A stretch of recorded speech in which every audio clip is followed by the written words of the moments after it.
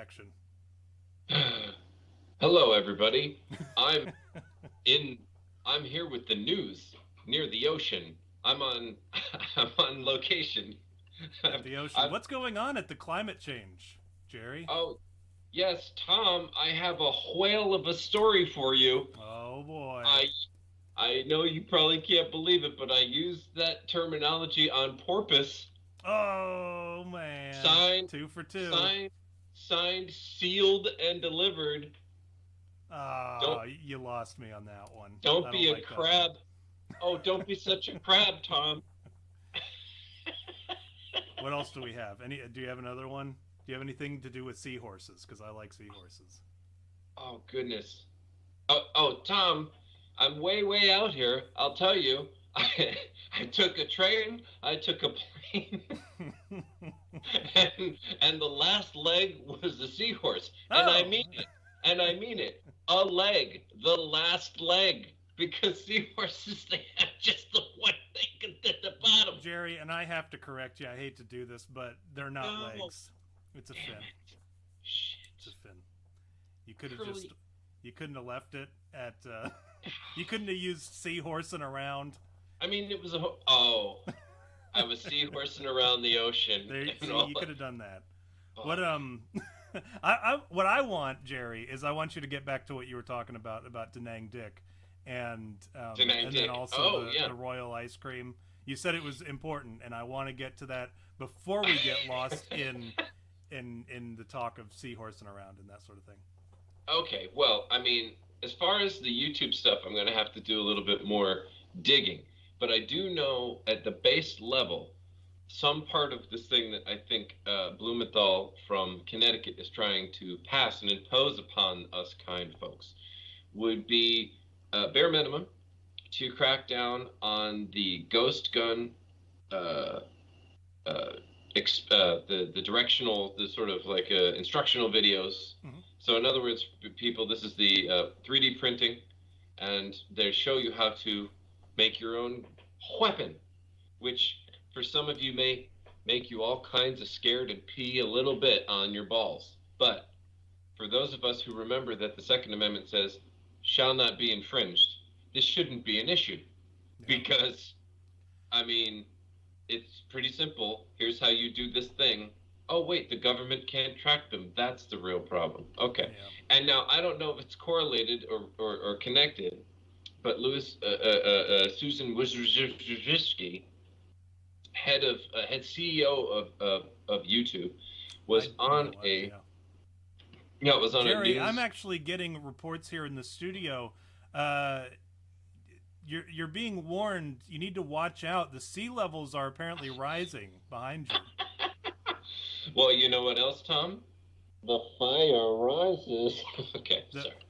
The fire rises to meet the ocean. They expect one of us in the water, brother. For you. All right. So that's Tricky Dick Blumenthal. He's trying to get all the instructional ghost gun videos taken off of YouTube while also reminding them ever so gently and thoroughly throughout the letter he wrote to them that it is against their terms of service. And so it's not even that he's being a Tricky Dick stickler. It's literally that they shouldn't be there and the government's looking for their help. And then Susan Wojcicki went on some kind of podcast or news show and was saying that the government should write more strict speech laws so YouTube wasn't held responsible for anything, but instead it was the government taking away more of our free speech rights. Yeah. So, okay, there we go. Then I have for you, this is an emergency, because as far as I know, no matter what season it is, what area of the country you're in, ice cream is an enjoyable treat. Yeah, I don't care who you are. I don't care how lactose intolerant someone might be. That's true. I've had people literally in front of me eat half a pack of Lactaid pills in order to chow down on a pint. What I don't get is why they don't just bring the tub into the bathroom with them and just sit on the toilet and eat ice cream. Yeah. Mm-hmm. Like, that's what I do. I'm not sure. I would think that would be an easy weight loss thing, too. You see all these gimmick weight loss pill things when you're playing apps, and they're the terrible ones where they superimpose 3 different women's pictures to lose 100 pounds in 30 days. And you're like, that's not even safe. Why are you trying to sell this to me?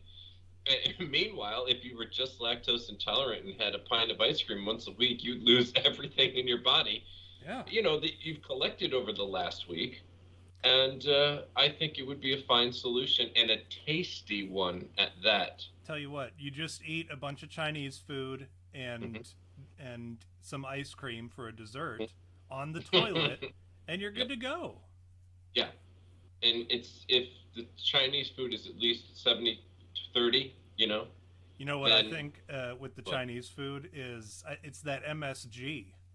Oh yeah.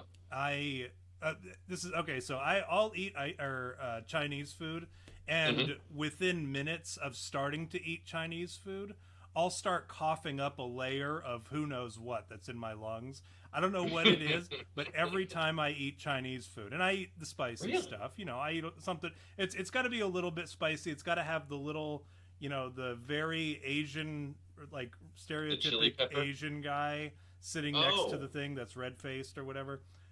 Next to the entree for me to eat it, and I'll get that. And as I'm eating, all of a sudden after I've been eating for a few minutes, I'll start, and I'll have like this big, like I just chugged a 2-liter of Mountain Dew loogie come out of my lungs, and I'll just spit it out. And it's the Chinese food kicking up all that it's MSG, I think, kicking up all that phlegm. So if you do that, you're coughing up a lot of that weight from your lungs. You're also speeding up some of that process and kind of greasing the track. And the sweating is metabolism builder. I mean, there you go, right? I mean, you're losing water weight. And then, then you eat your ice cream while you're sitting on the toilet. The Chinese is already working its way through you. You might have got COVID while you were eating the Chinese, because we know that it was. Do you feel cold? Do you have shivers? Yeah. Are you shitting? You do all that stuff, and you have COVID to boot. You're looking at, because we're talking Omicron is what? You're looking at 2-3 days of being off your feet, just fluid diet, drinking Gatorade or Powerade, some water, just trying to keep your electrolytes up. And you're sweating it out. Once you break that fever, you're looking at, after that, I think our diet plan here that we've just mentioned, I think this is Dr. Osworthy, frankly. I think you're looking at losing probably 20 pounds. Yeah, I think I'm going to have my wife help me make a, YouTube video, and we'll make it for the channel. That's a recommendation. We may not, you'll have to superimpose, we are not medical doctors, this is not medical advice. Like, just make sure that's at least in small print right on the bottom right hand side. I was gonna try to like switch it to my face going, it totally is, just so, but then Exactly. people will just see you saying, hey, eat a bunch of ice cream on the toilet, and then they're gonna say it was Jerry, it was the one with the red hair, it was him. I was the one at the ocean. It was the guy at the ocean.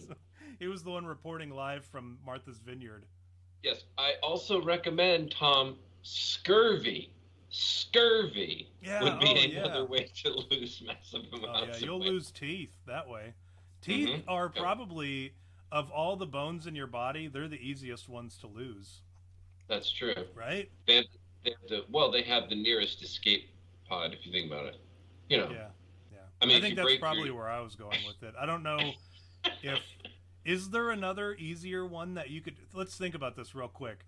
Is it easier to lose a tooth or like a toe? Which do you think, because I've had some teeth yanked with not enough Novocaine and not enough stuff, and if we're talking like no pain or no anesthetic or whatever, I'm thinking I'd rather lose a pinky toe than lose a tooth. Or even like the tip of my finger. I'd rather lose that than lose a tooth without Novocaine. Boy. But I don't know. I think it is true to say that it's probably easier to accidentally lose one. No, even there, I think you'd probably be more likely to lose a finger than you would a tooth. Yes. Yeah. But I think we can all agree that teeth are the heaviest part, and if you can lose them with scurvy, we're looking at least another pound, right? Oh, for sure. Yeah, well, think about how many people, were filled with all that the metal fillings, the mercury, the this and that. That adds weight. It's not just the bone density at that point. It's also literally how much silver and gold do I have in my mouth that I could then turn in to my local pawn shop. Teeth for cash. Yeah. Right. Teeth for cash. Cash for gold. Teeth for cash. Oh, but getting back to the original point, the Royal Ice Cream Company of Manchester, Connecticut, located in the same state as Mr. Dick Blumenthal. I don't think that's a coincidence. I wouldn't imagine it is. Is recalling specific lots of batch ice cream brand vanilla, ginger, and mocha chip ice cream. Now, I'm also going to say this, Tom. We've also heard reports from here in the ocean that if you were eating ginger ice cream, you deserve whatever comes to you. Yuck. Could you imagine? Oh my God, Tom, I got so sick. What did you eat? Ice cream? Really? Yeah, I was trying out this ginger flavor. I hope you're dead. Yeah, I hope you die. Right. There's no reason for whatever you just did. You know what I mean? That's just how it is. So anyway, if you guys out ginger there... ice cream. Yeah. I've never booed something so this, hard, by the way? I don't think. Dude, can I tell you how close to the edge of making a gingivitis joke I was? Do you have any idea? Well, we were just on the topic of teeth. You could have easily done a transition. That's right. That's what. See, now, but I was waiting for the boo. You know what I'm saying? Well, I apologize. I let you down on that one. Of all the times for me not to boo, that ended up being the one. You're like, that was really good, actually. I wish we could go back in time. I wish you could go back in time on my magical... on my magical... on my magical homeless train. Oh, we're not... Yeah, we haven't...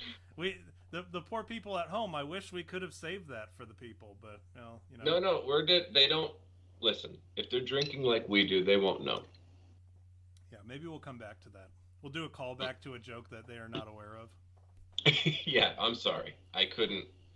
Anyway, listen, guys. If you're out there eating ice cream, specifically ginger brand ice cream, yuck, you're going to die and you did it to yourself. Now, you know what? I don't even want to talk about ginger ice cream, Jerry. I just don't. There's nothing about that sounds good to me. Yeah, well, you know, and the contamination, by the way, is Listeria monocytogenes, an organism which can cause serious and sometimes fatal infections in young children, frail or elderly people, or others with weakened immune systems. I can't imagine, Tom, who might have weakened immune systems after the last couple of years of... or maybe Tom, there was something happening in the last 6 months. Do you remember what that was? It was a lot of people were getting AIDS, as I recall.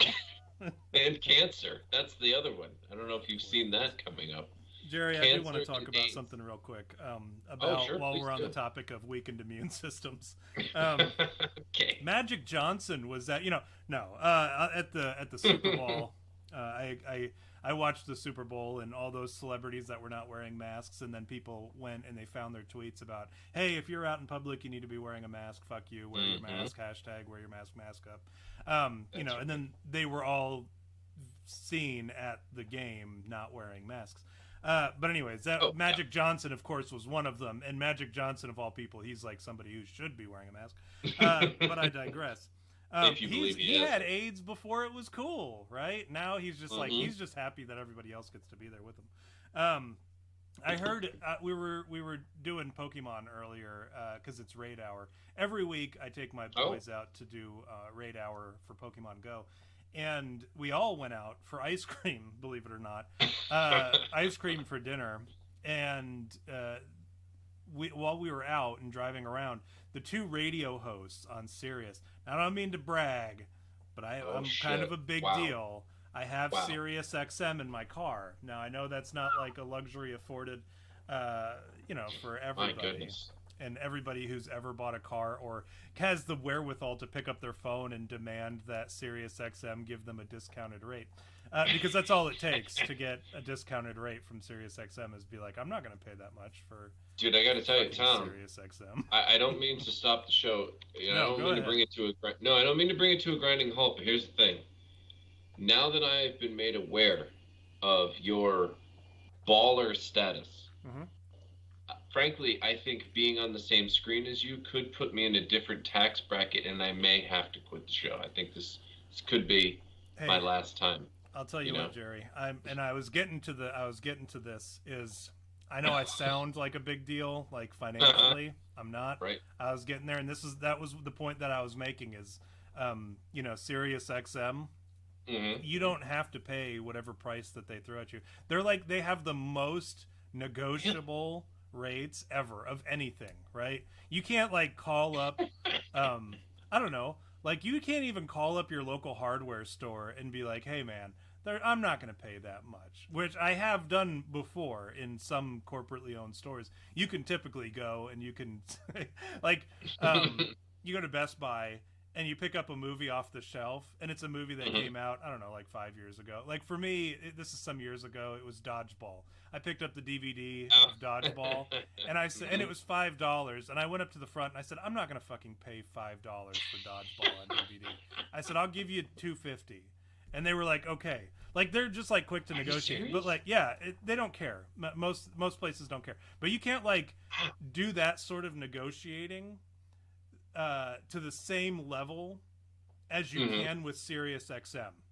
If you call SiriusXM, I'm not even kidding. If you have a SiriusXM, and I encourage anybody to do this, if you have a device that plays SiriusXM, like your car, it lapsed or whatever, and you just didn't renew it, just call up SiriusXM and say, hey, I have I have a car that has SiriusXM capabilities, but it lapsed. They'll say, okay, well, here's the going rate right now. And they might say $19.99. I don't know what the normal price is, $19.99 for 6 months. And you say, no fucking way. I am not paying $19.99 for 6 months of SiriusXM. And they'll say, okay, well, how's this? They'll say $19.99 for 8 months. We'll split the diff. And you go, no. Give me a year for $19.99, and then, and then we'll talk, and then after that we'll figure out what the rates are. And then they say, okay, they'll real quick, they'll just give in, because frankly it doesn't cost them really anymore to give you SiriusXM, but they're so quick to just, if they can get $20 from you, they'll get $20 from you. They're like they're like the prostitute that just has had a dry spell and they just need $20. So they'll be like, okay, whatever it takes to get your $20, that's what we're willing to do. Tom, can I ask you this? Yeah. When you call and you're negotiating, what do you imagine they're wearing? Because now I'm sitting here imagining a slightly overweight dad bod guy. I can already tell you that you're wrong. They don't even hire fat Americans. Oh, it's in India? Oh, it's in India. No. Yeah, they use the Indians. I have had it to where I've had an American before. I don't remember how it happened. Wow, they shut you up the chain. You know what? I think what happened was, I think it was coming to an end, and so they reached out to me. Whereas when I called in, it diverts to, they have their best guys, their white guys here in America, like in Illinois or whatever, call you. But if you need help, you get a hold of the Bangladeshis. And quite frankly, I think you're going to do better with the Bangladeshis or the Indians. They give no fucks. Yeah, you're gonna do a whole lot better with them. They don't care. They don't know what satellite technology is. They are just whatever amount of money they can get at the end of the billing period. That's how their evaluations work, and that's how much seed that they get for their donkeys, right? That's how they're paid in India. Look at this. I mean, I'm not trying to even. Maybe I'm merging some of the topics we always talk about with these poor people. But if you're literally talking to Indians, they could be like, look, dude, when I was leaving my house in the middle of the night because I have to take a rape bus for 4 hours to get to this office where I may also be raped, I literally saw 5 of the village elders being beaten to near death by the cops because they didn't understand what a vaccine was, and they were trying to get us all to take them. And so after I was nearly raped for 4 hours to get here, and I saw the elders of my community being beaten to a pulp, I would love to give you a better price. Whatever it takes to get raped less. Like there's no like completely getting rid of rape. Right. They're not getting rid of it, but if they can get less, because obviously if they can get a little bit less, that's better than the same amount that they're gonna get, right? The average rape that they're gonna get. I would love to one day afford the non-rape bus. I cannot wait until I don't have to worry about rape. At least a couple days out of the week. You were that guy? Could you imagine if you knew you were the one? No, imagine you were the one who put him over the top. You know what I'm saying? You're on the phone. I saved him I gave him a rape-free life. Dude, yeah, you're on the phone. This woman is just like, you know, she's biting her lip. She could feel it. You know what I mean? And then she's like, "Sir, Mr. Tom, sir, what could I do for you today?" And you're like, "Listen, I know you're not from here in America. I want an American-sized deal on this, you know, whatever."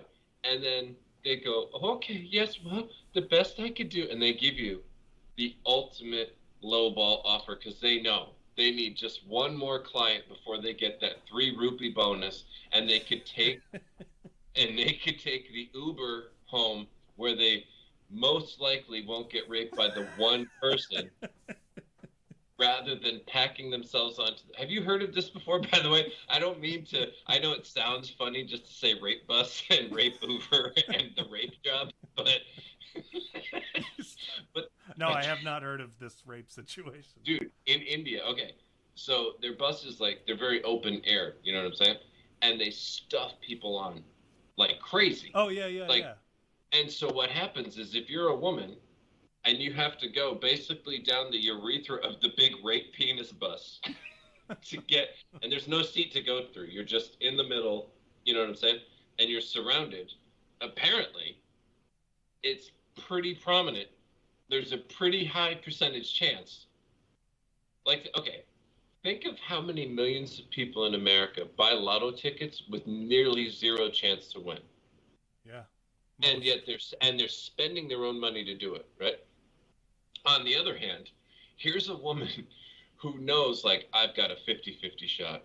I mean, it might even be, it might even be 80-20 because I forgot my shoes. You know what I'm saying? Like some kind of, and then they get on that bus anyway because they're like, you know what? Sirius XM.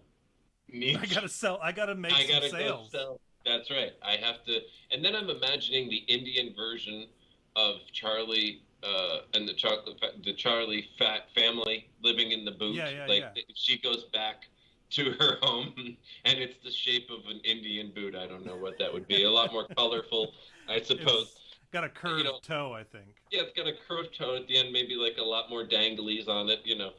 And she goes home, and she goes, "Everybody," and they go, "Hello," you know. And they're all raping each other. That's right. Yeah. They're like, "We're just practicing. Best offense, best defense is a good offense." Anyway, and so, and then she says, "I did it.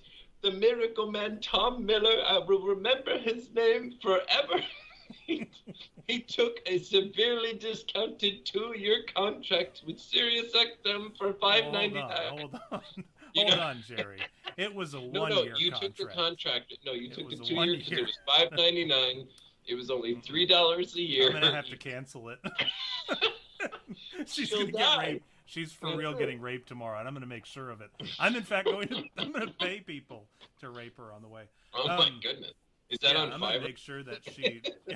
I'm gonna get on Fiverr.india.com, and I'm gonna hire those bus rapists. They're just dudes who ride the bus because they're gonna rape somebody. You could tell they're the ones with the switchblades and the.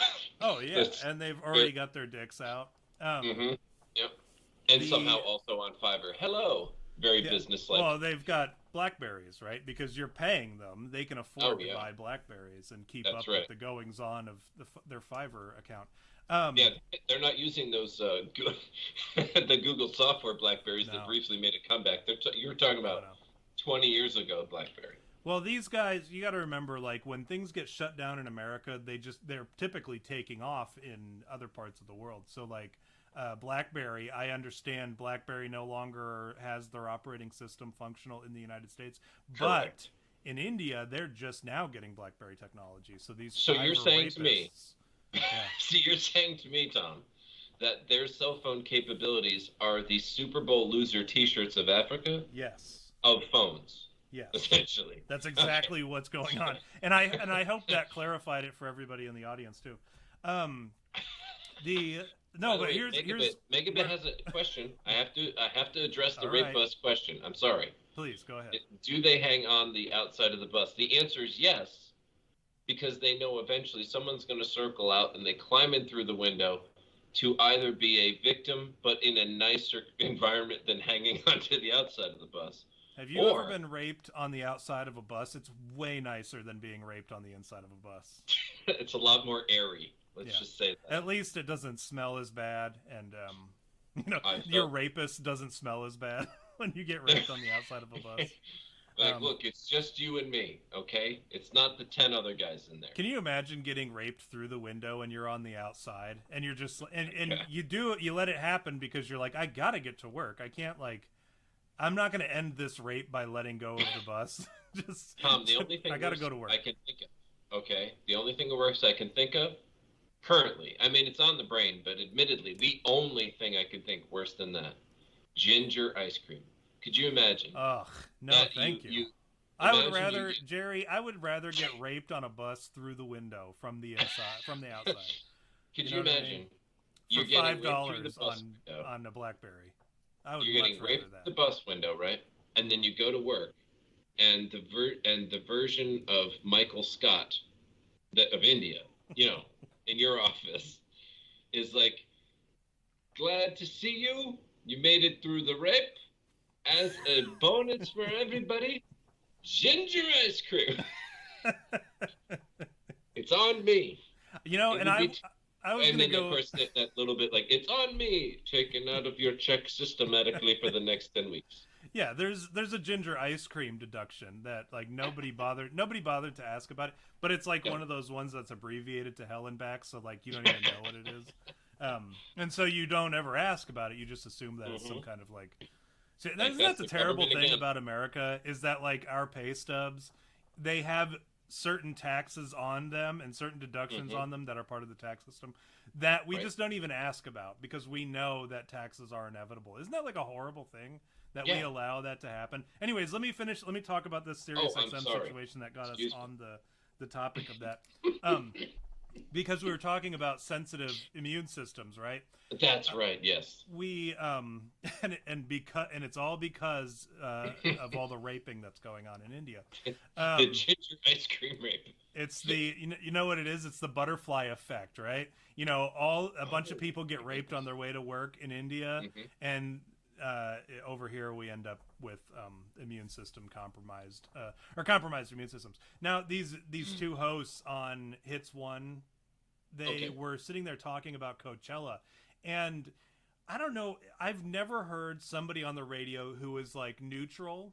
Well, I've certainly never heard somebody on the radio who is anti-vaccines or anti-COVID vaccines. But I've never even heard one that's neutral, that will just they've all voiced their opinions, no matter what station I've heard, no matter what show it's on, whatever. I've heard all of them now say something about it. And to some degree, I'm okay with them saying, hey, go out there, get your vaccination, it's available, whatever, because they're paid to say that shit. But then when they start voicing their opinions about other things, as they are related to the vaccine, I think that's kind of where I draw the line, because this is now kind of like Howard Stern, right? Howard Stern used to be cool. Oh, good. And then now he's this huge, he's been kind of a fag for the last few years. I stopped listening to him for a few years. A decade, I think. But there used to be some really funny stuff on that show, and he used to kind of be like the guy you went to for like, well, I kind of want a rebellious attitude in my radio talk show host.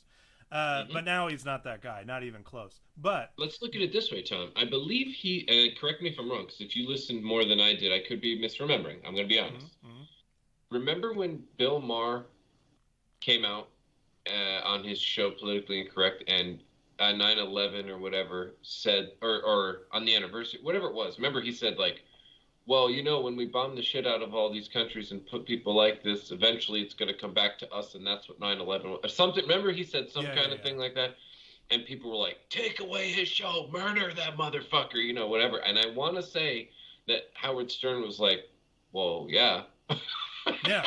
I don't know that he... Yeah, but the point was that he has a very big show, and that, you know... Yeah, and he kind of got... very... Even in a political sense, it wasn't just, oh, here, we're going to shove a midget in a hot dog suit, or whatever, you know. It was also, oh, here's this thing that everybody wants to kill this guy for, and oh, by the way, he's right. You know, like so that was the thing edgy, is that level of edge, you know. Bill Maher, he's just got a mouth, but he is like the guy that people lean on for political views. I have no idea how it happened, but yeah. That's who people go to him for that. So when all of a sudden he comes out and says something that is kind of like unforgivable, not to say that he's wrong, but it's kind of like, especially at the time, it was a very hot button issue. And even now to this day, it's still a hot button issue for whatever reason. Oh, yeah. But like when Howard Stern says something, nobody goes to Howard Stern for truth or advice or guidance or like the actual narrative. Nobody goes there for that. We go there for Sal and Richard's prank phone calls, right? Or That's you know, right. that sort of thing.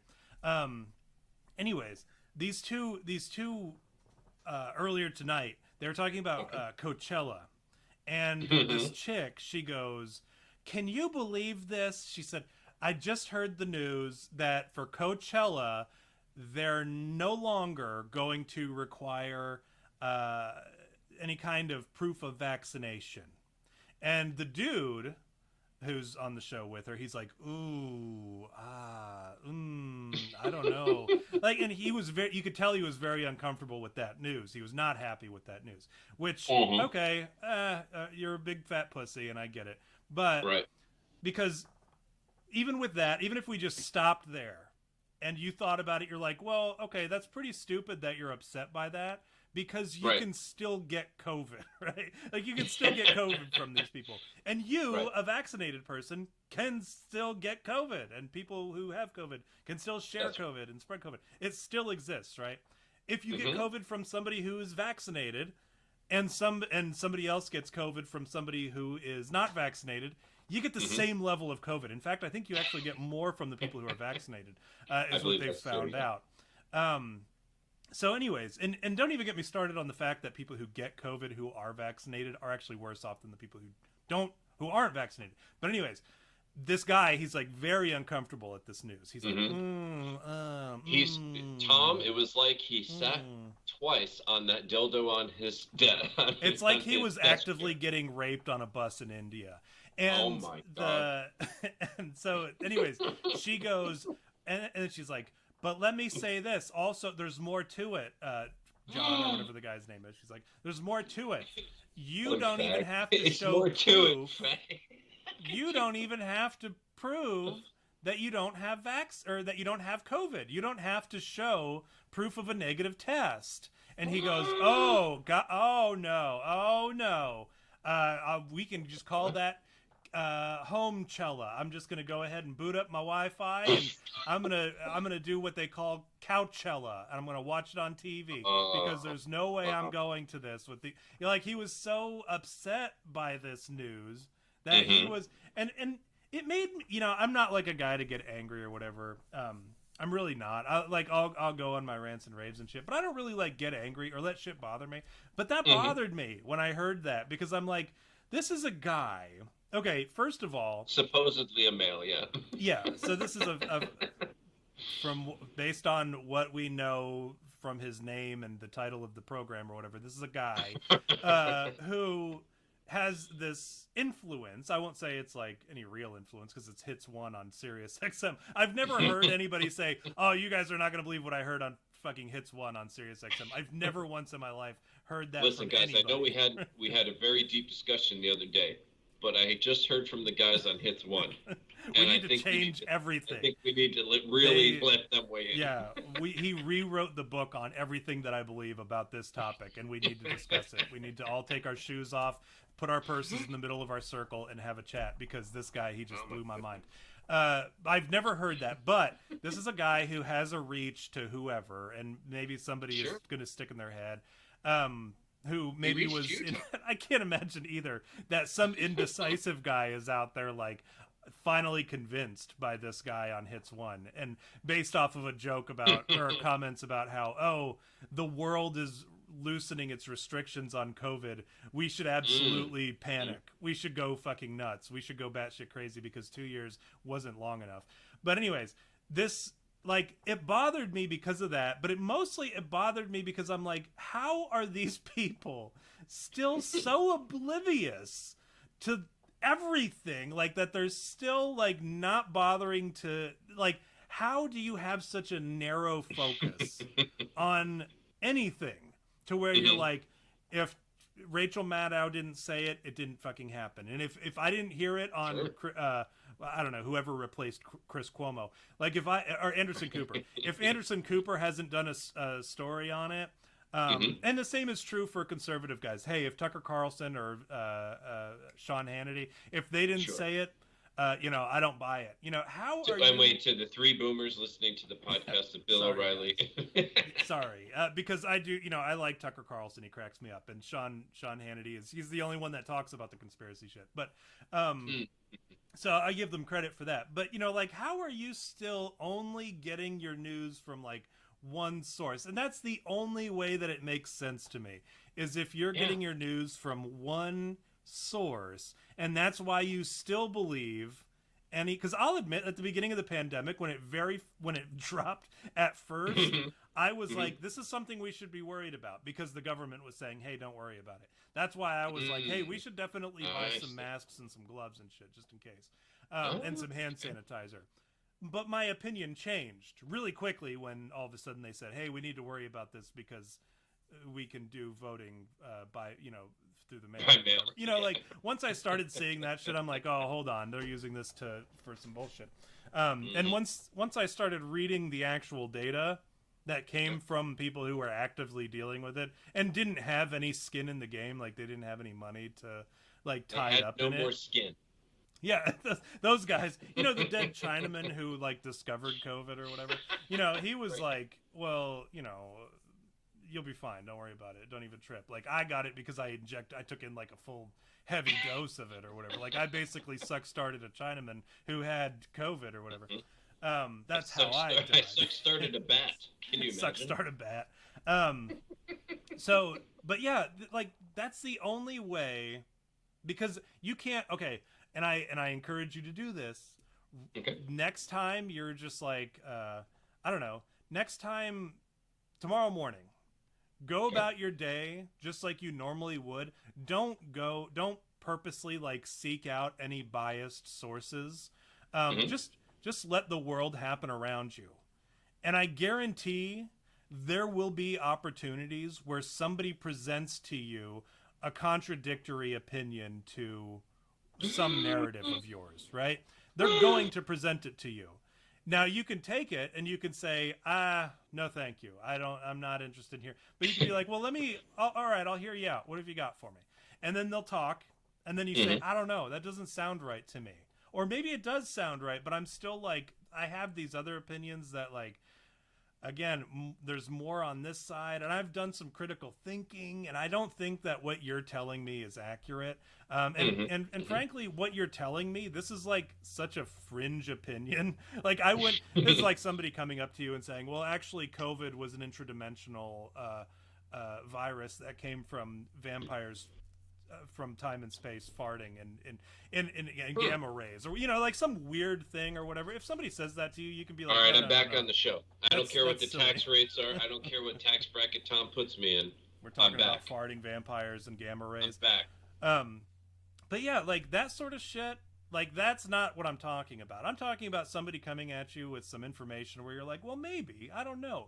But these people are so, like, diehard about their opinions that COVID is the end of times, despite you can't, I'm telling you, you can't even just as a person who's not actively seeking out anti-COVID narratives or like contradictory opinions on the COVID narrative, even if you're not that guy looking for that stuff, you're still going to hear it. And you're going to still hear, even in the mainstream stuff, you're hearing like, well, maybe masks weren't as useful. Oh, hey, now we're discovering that kids are. Speaking of now we're realizing that kids are kind of retarded. That's one of your whoopsies.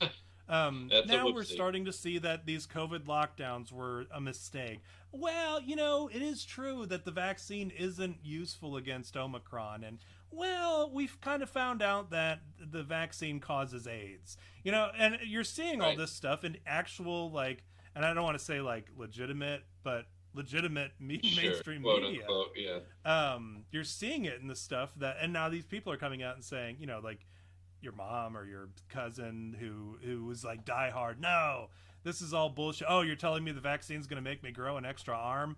No, Mom, I'm telling you the vaccine is probably going to lower your immune system's functionality, and you might end up with heart disease because of it. Ha ha ha ha! I don't need to worry about my reproductive system. I'm in my 60s. Like, who cares if I can't have any more kids? Mom, that's not what I'm talking about. I'm talking about the very real, serious issue that maybe you could end up having blood clots because of this vaccine. Oh, very funny. What, are my fingernails gonna fucking fall off and my eyeball fall out of my head? You know, they like find the most absurd things to talk about. Now those are the people who are coming out like, well, it turns out blood clots are popping up in like all these cadavers, and the morticians and shit are finding like these very weird blood clots, and it's just a cause to be, you know, alarmed as somebody who took the vaccine. Aren't you worried, Tom? I'm like, well, no, I didn't take the vaccine, and I've told you for years that I wasn't going to take the vaccine. I've told you since the beginning that I wasn't going to take the vaccine, and I've in fact told you that blood clots were going to happen, and I've told you these things.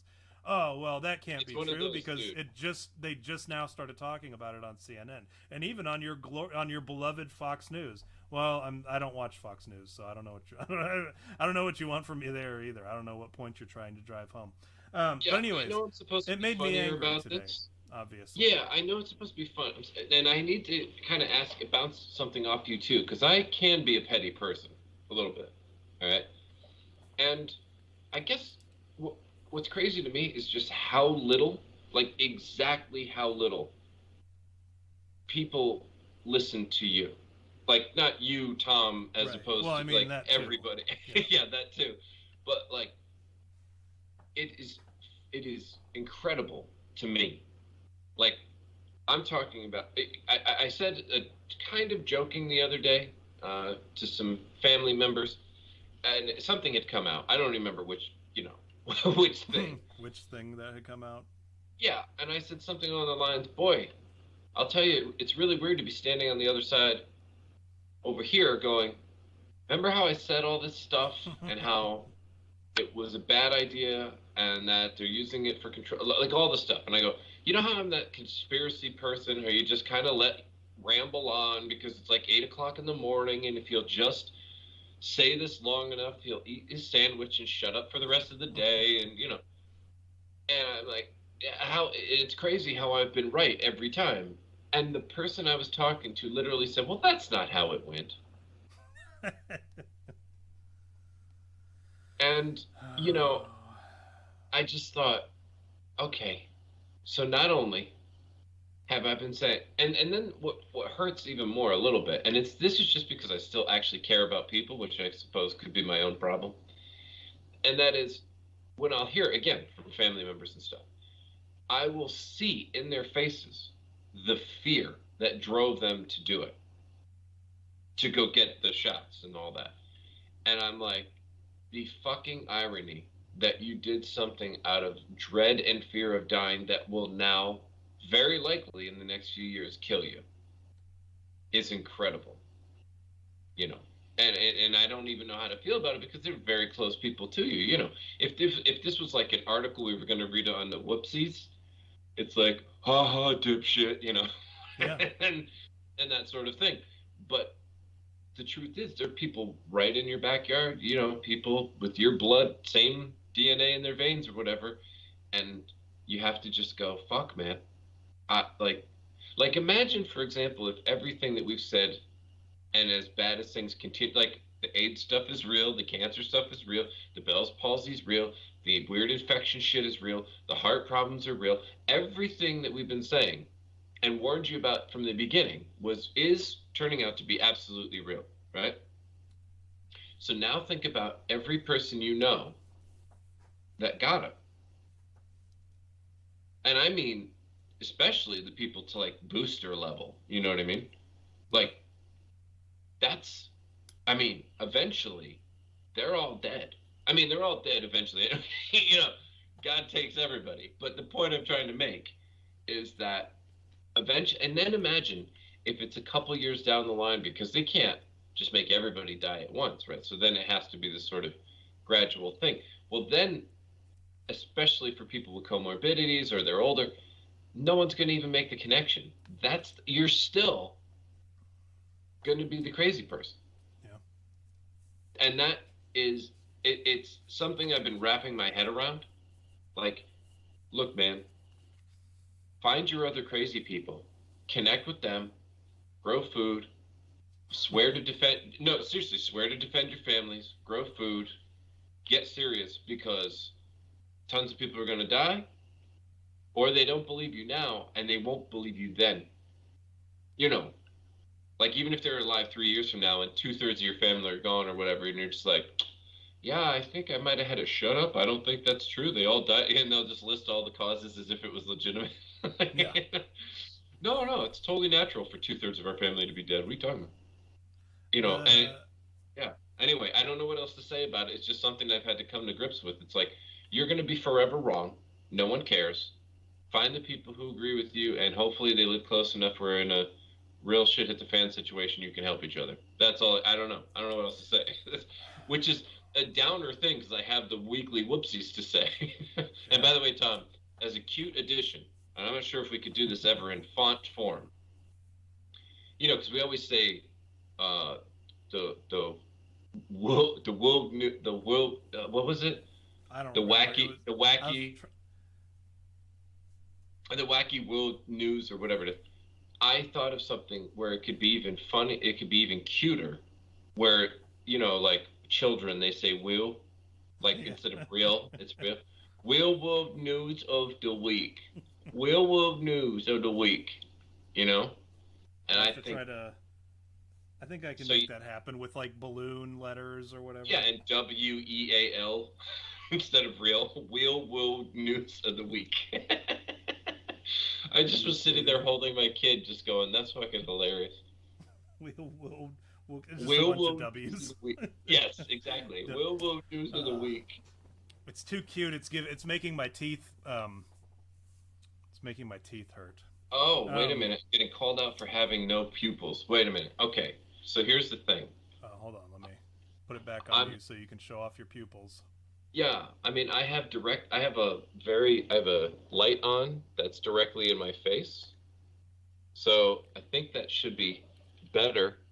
I also think maybe this is someone trying to get my retina scan for something in the future. You know, but, I don't know how far how much weight I carry and how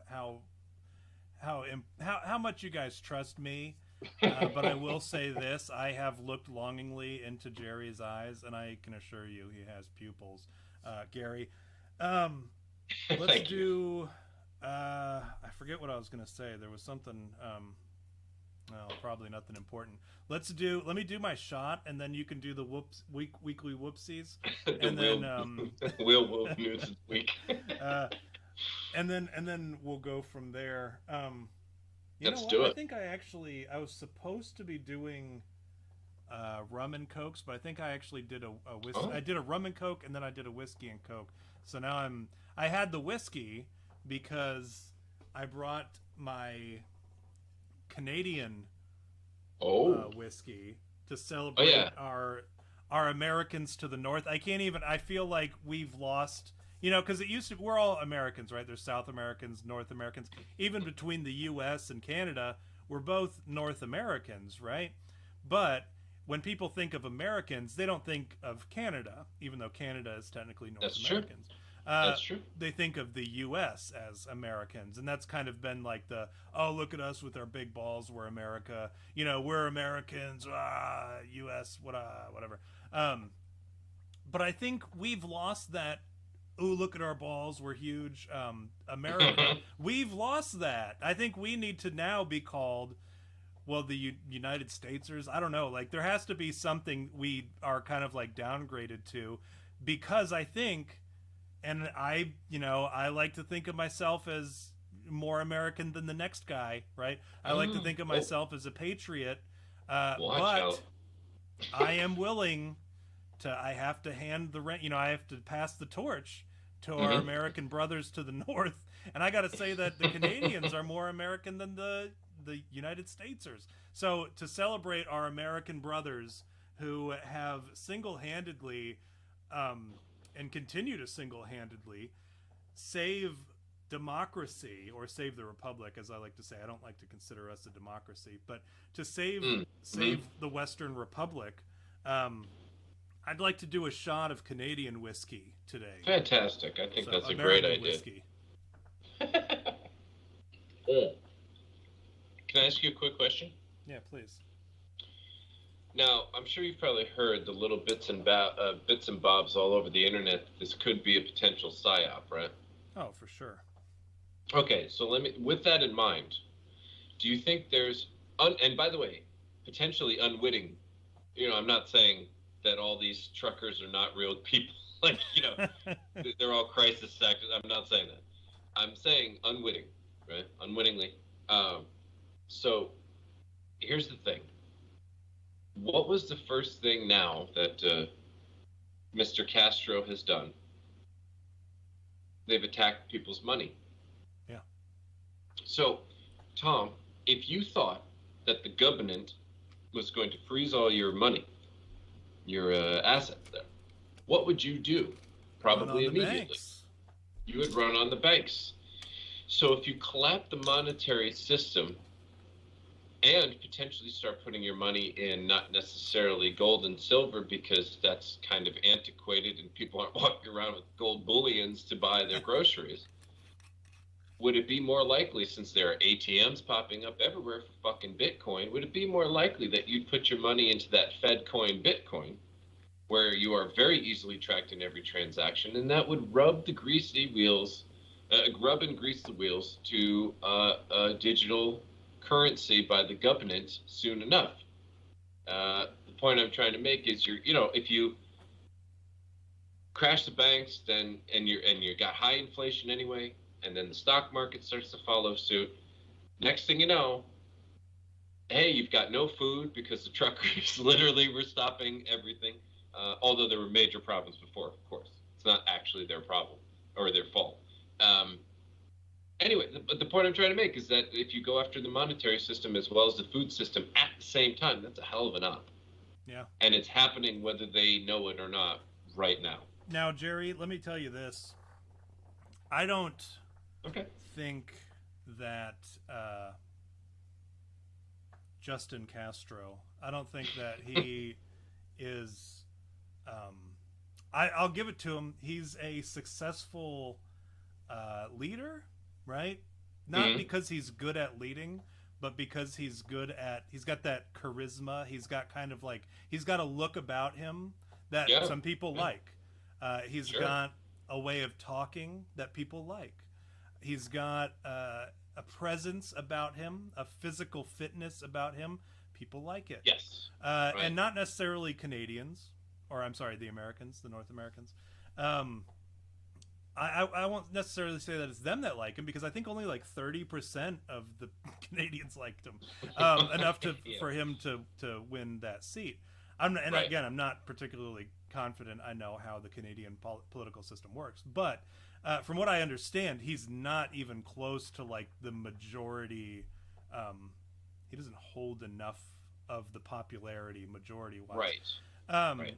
But I would say, like, if I were to look at him and I were to just watch him carry on, I might think that that's a cool guy, right? Just because of the way he dresses, the way he looks. Because of the blackface, or yeah, that the Arabian Nights pictures. I would think just looking at him generally, if I had no idea or no opinion on politics, I would say that he's probably a cool guy. He dresses nice, looks like he's in shape, except for when they caught that picture of him with like multiple chins or whatever. I think like he's got a way, and his speech, he's soft spoken. And I don't know. I think like if you just didn't hold an opinion on politics, you'd probably think, well, that's an all right guy in my book.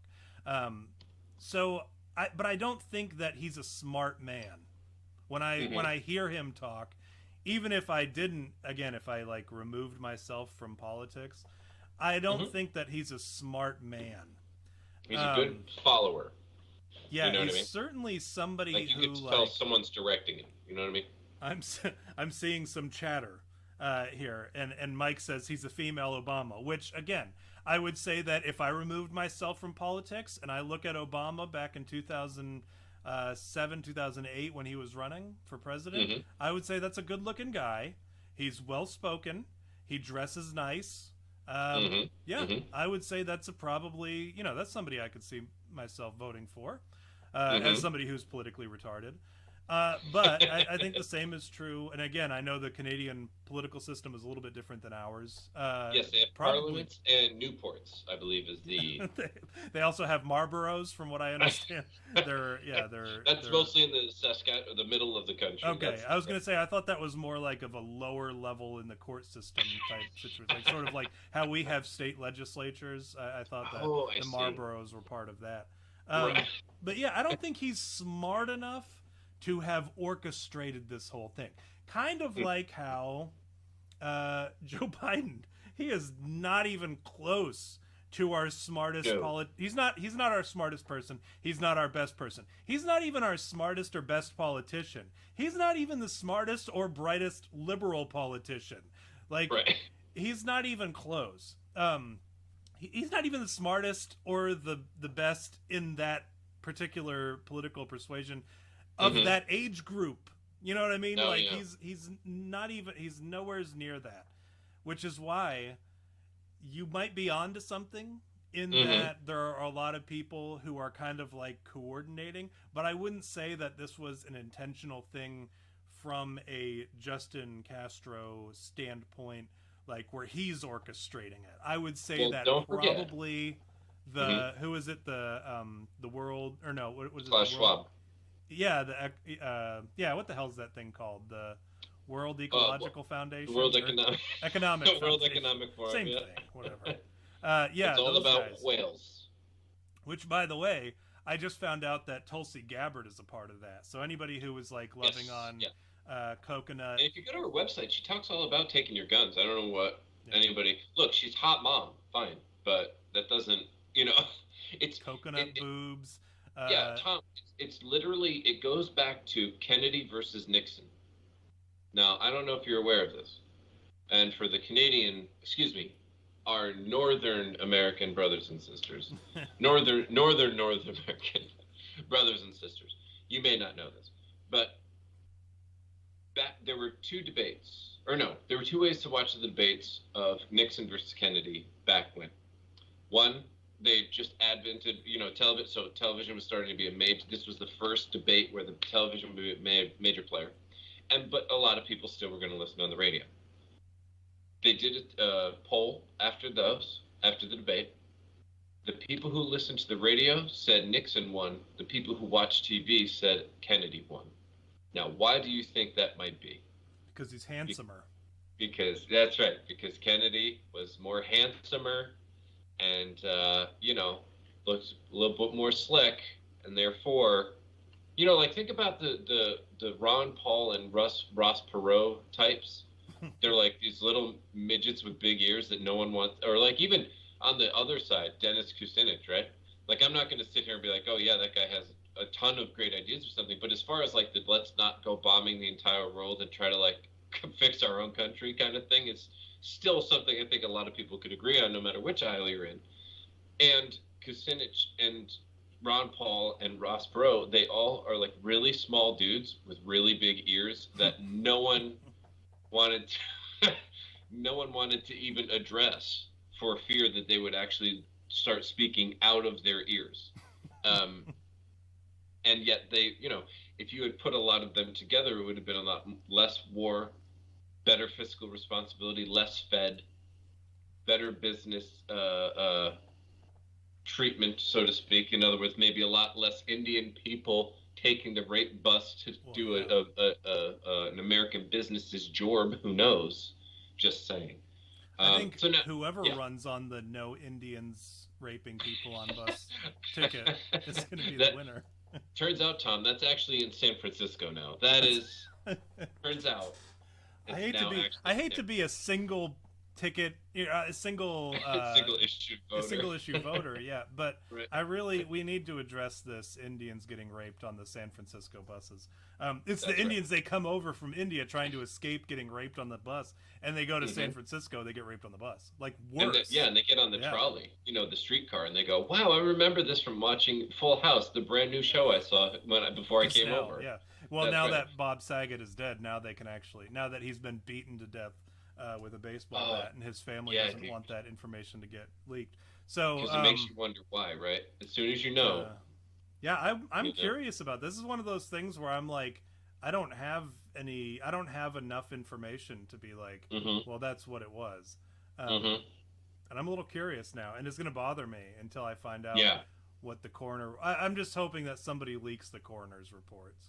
That's what I'm hoping for. Or maybe the court says that they don't have. It's like, sorry about your trauma, but this has become a matter of public.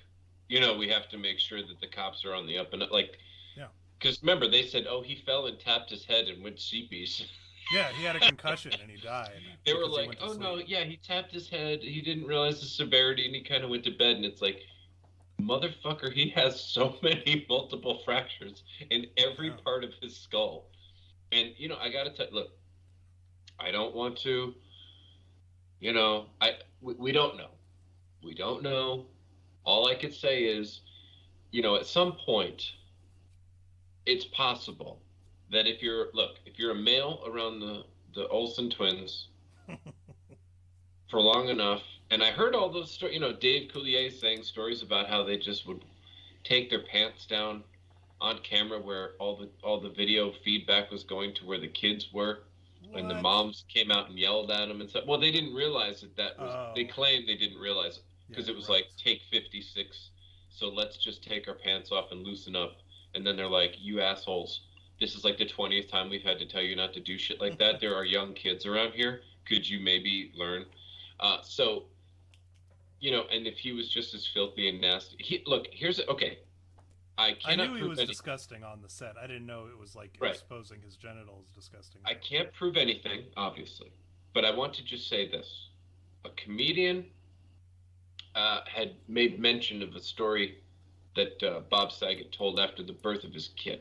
It was like his daughter. It's definitely his daughter. And his wife had a terrible pregnancy, very difficult birth, like 15 hours. It was touch and go for a while, just awful.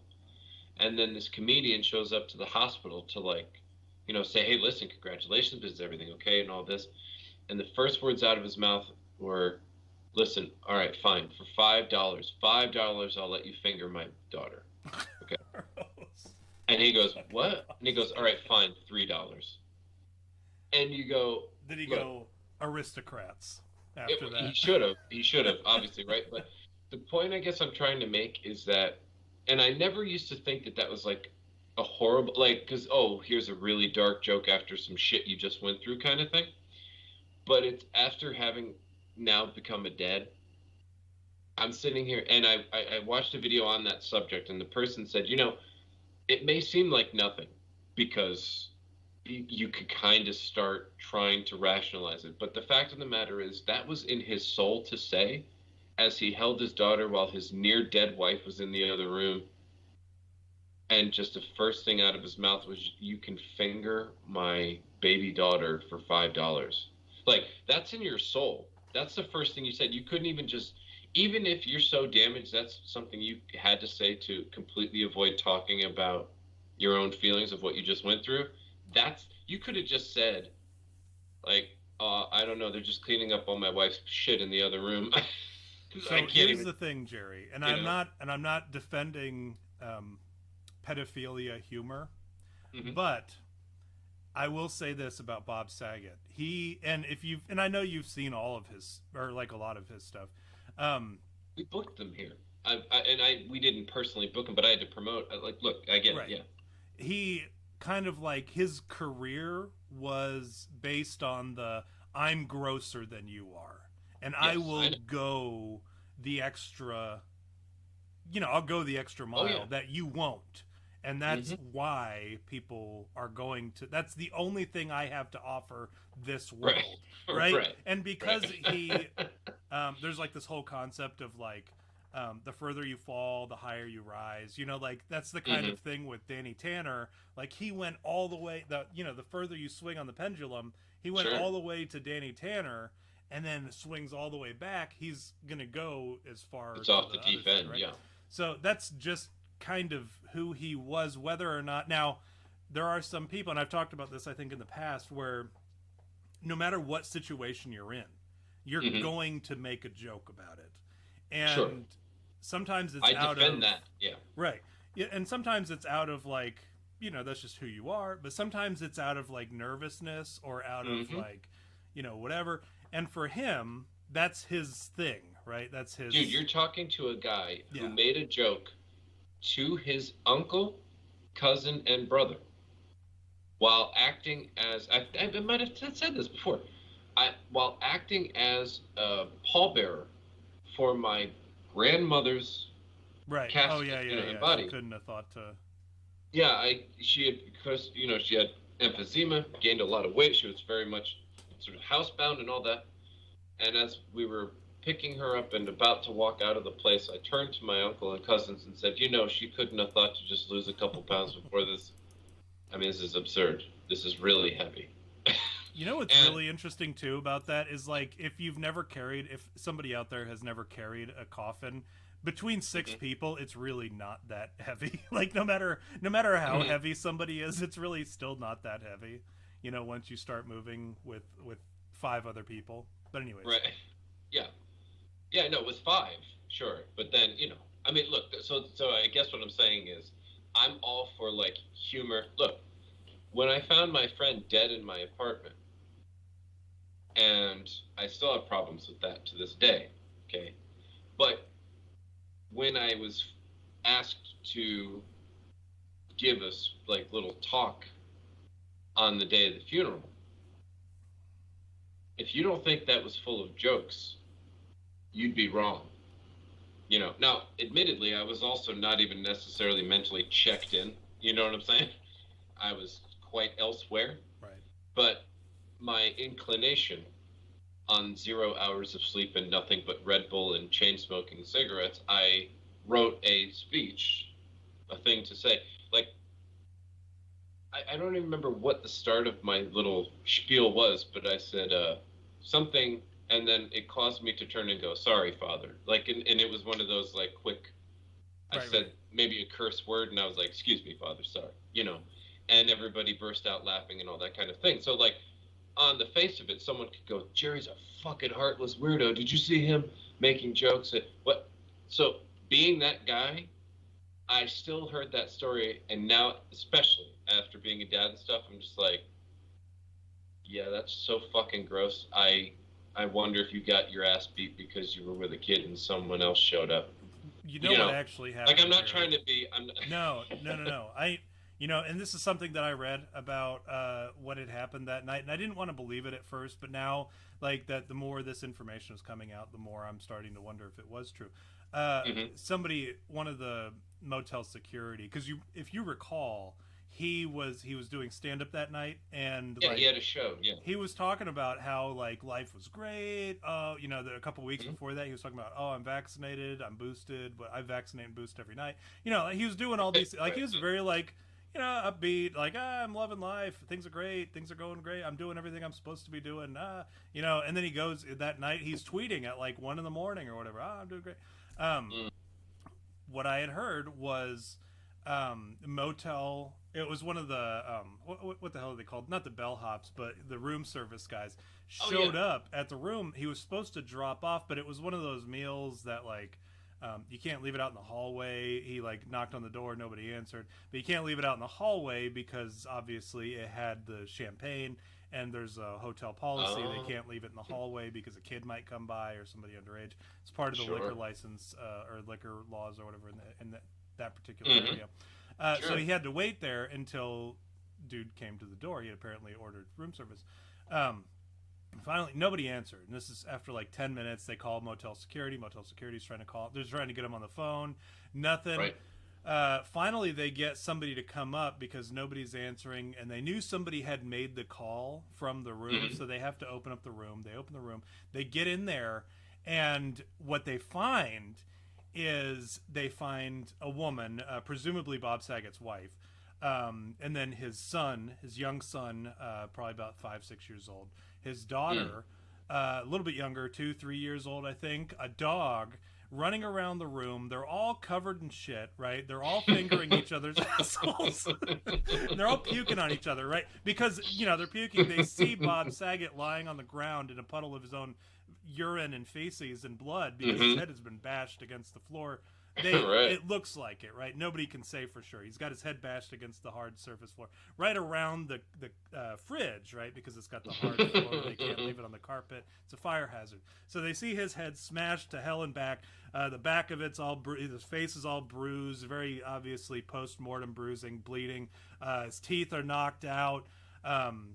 You know, he's lying there very much infected already. Who knows how that happened like so quickly, but he's already got like infections in his face. His wife is smearing the shit all over his infected, bleeding face. His kids are standing over him, urinating on him, on his dead corpse, and also puking because they're having to look at their dead father there. The dog is peeing and also shitting at the same time while having sex with his naked dead corpse. And then, you know, the bellhop, or I'm sorry, the delivery guy who brought the food up, and he just happens to look over at the security guard. The security guard looks at him. The guy, the manager has been called because he hears the screaming. There's all sorts of people in the hall. The bellhop, he looks over at the security guy who's also real close to the door, and he goes, "Aristocrats." And that's the story of how Bob Saget died. I hope you enjoyed that. You know what? That's more reasonable than the story we've heard. So that's, I mean, that's at least there's that. That's real. That Did you hear Jadogi in the chat? And that's the goal of Aristocrats. That's my first good Aristocrats I've ever done, and I did it for Bob Saget's death. He said, "Oh, Tom, I did not see that coming. Well done." So thank you, Jadogi. Very good. Yes, I'm pleased to hear that. I didn't see it either, actually. I was sitting there listening, and I'm like, "Oh yeah, the alcohol, the bellhop, right? Oh yeah, that." And then, oh, his wife's there. Yeah, of course, she's the one asking to cover it up. That's what I'm hearing. And then suddenly it took a turn. They're all fingering each other. Yeah, that's where it turned. You son of a bitch. You son of a bitch. All right, what do we got for the whoopsies, Jerry? Let's do the whoopsies so we can get this show on the road. Do it. Yeah, it's quite a bit of a mix here. I will get going as quickly as I can. So, Cicera Santos, 39-year-old Brazilian woman, develops severe blood clots, has leg amputated 15 days after Pfizer mRNA injection. Just wanted to get one of those personal interest stories, am I right, Tom? We'd add a few more personal interest stories. Okay. Murillo Ribeiro, 28-year-old Brazilian singer, suffers stroke on stage. Say that 7 times. Seth. There's no way. I was just thinking the same thing. Murillo Ribeiro, 28-year-old Brazilian singer, suffers stroke on stage, dead 6 weeks after second mRNA injection from Pfizer. Holy shit. All right, those are just a couple of them, but they don't count because they're South American. Now. Yeah, they're not real Americans like Canadians. Yeah, they're not real. So instead, we're going to go with lightning strikes twice. 2 high schools, sudden deaths on the same day. Are we talking about a basketball game? No, Tom. Doesn't sound like it. No, Tom. 2 healthy, notice they say healthy too, by the way. I love this. 2 healthy high school basketball players died suddenly on the same day. Toasty! Cameron Wesley, a 17-year-old senior, collapsed during a game with Chicago High School on February 8th. Meanwhile, in East Texas, Devontae Mumphrey collapsed on the same day and died from a sudden cardiac arrest. And anyway, that's pretty much it. But the point is, there's nothing to see here. There was no... Tom, the thing is, I know I read that right after the other article saying that people who got their shots died of, complications, including cardiac arrest and stuff. That is completely unrelated to what I just said about these two youngsters. Okay, yeah. Okay. Just happens to be that we've got some weird shit. It's weird shit. It's weird. It's weird that normally healthy people under the age of 40 and up to teenage age are just dying of heart attacks. Now, in the more funny stuff that'll make you cry and cringe when you know how much damage we've done to our children, WAPO finally says it. Mask mandates didn't really make much of a difference anyway. So, as previously reported, we saw the new John Hopkins mega study said that lockdowns had little effect on COVID mortality but had so many other devastating effects on people. Well, the latest from the Washington Post has finally concluded, literally the headline, mask mandates didn't make much of a difference. Their title from a news story blares. It is intuitive that a barrier ought to prevent germs from being emitted into the air, but if that's true, why isn't there more evidence for the benefits of masking 2 years into the pandemic? Experts associated with the Center for Infectious Disease Research and Policy at the University of Minnesota have laid out a much more complex analysis, given the current understanding that the virus is transmitted through fine aerosol particles, like we all told you, you fucking retards. I hate you. I'm an idiot. And I've said that for anyway.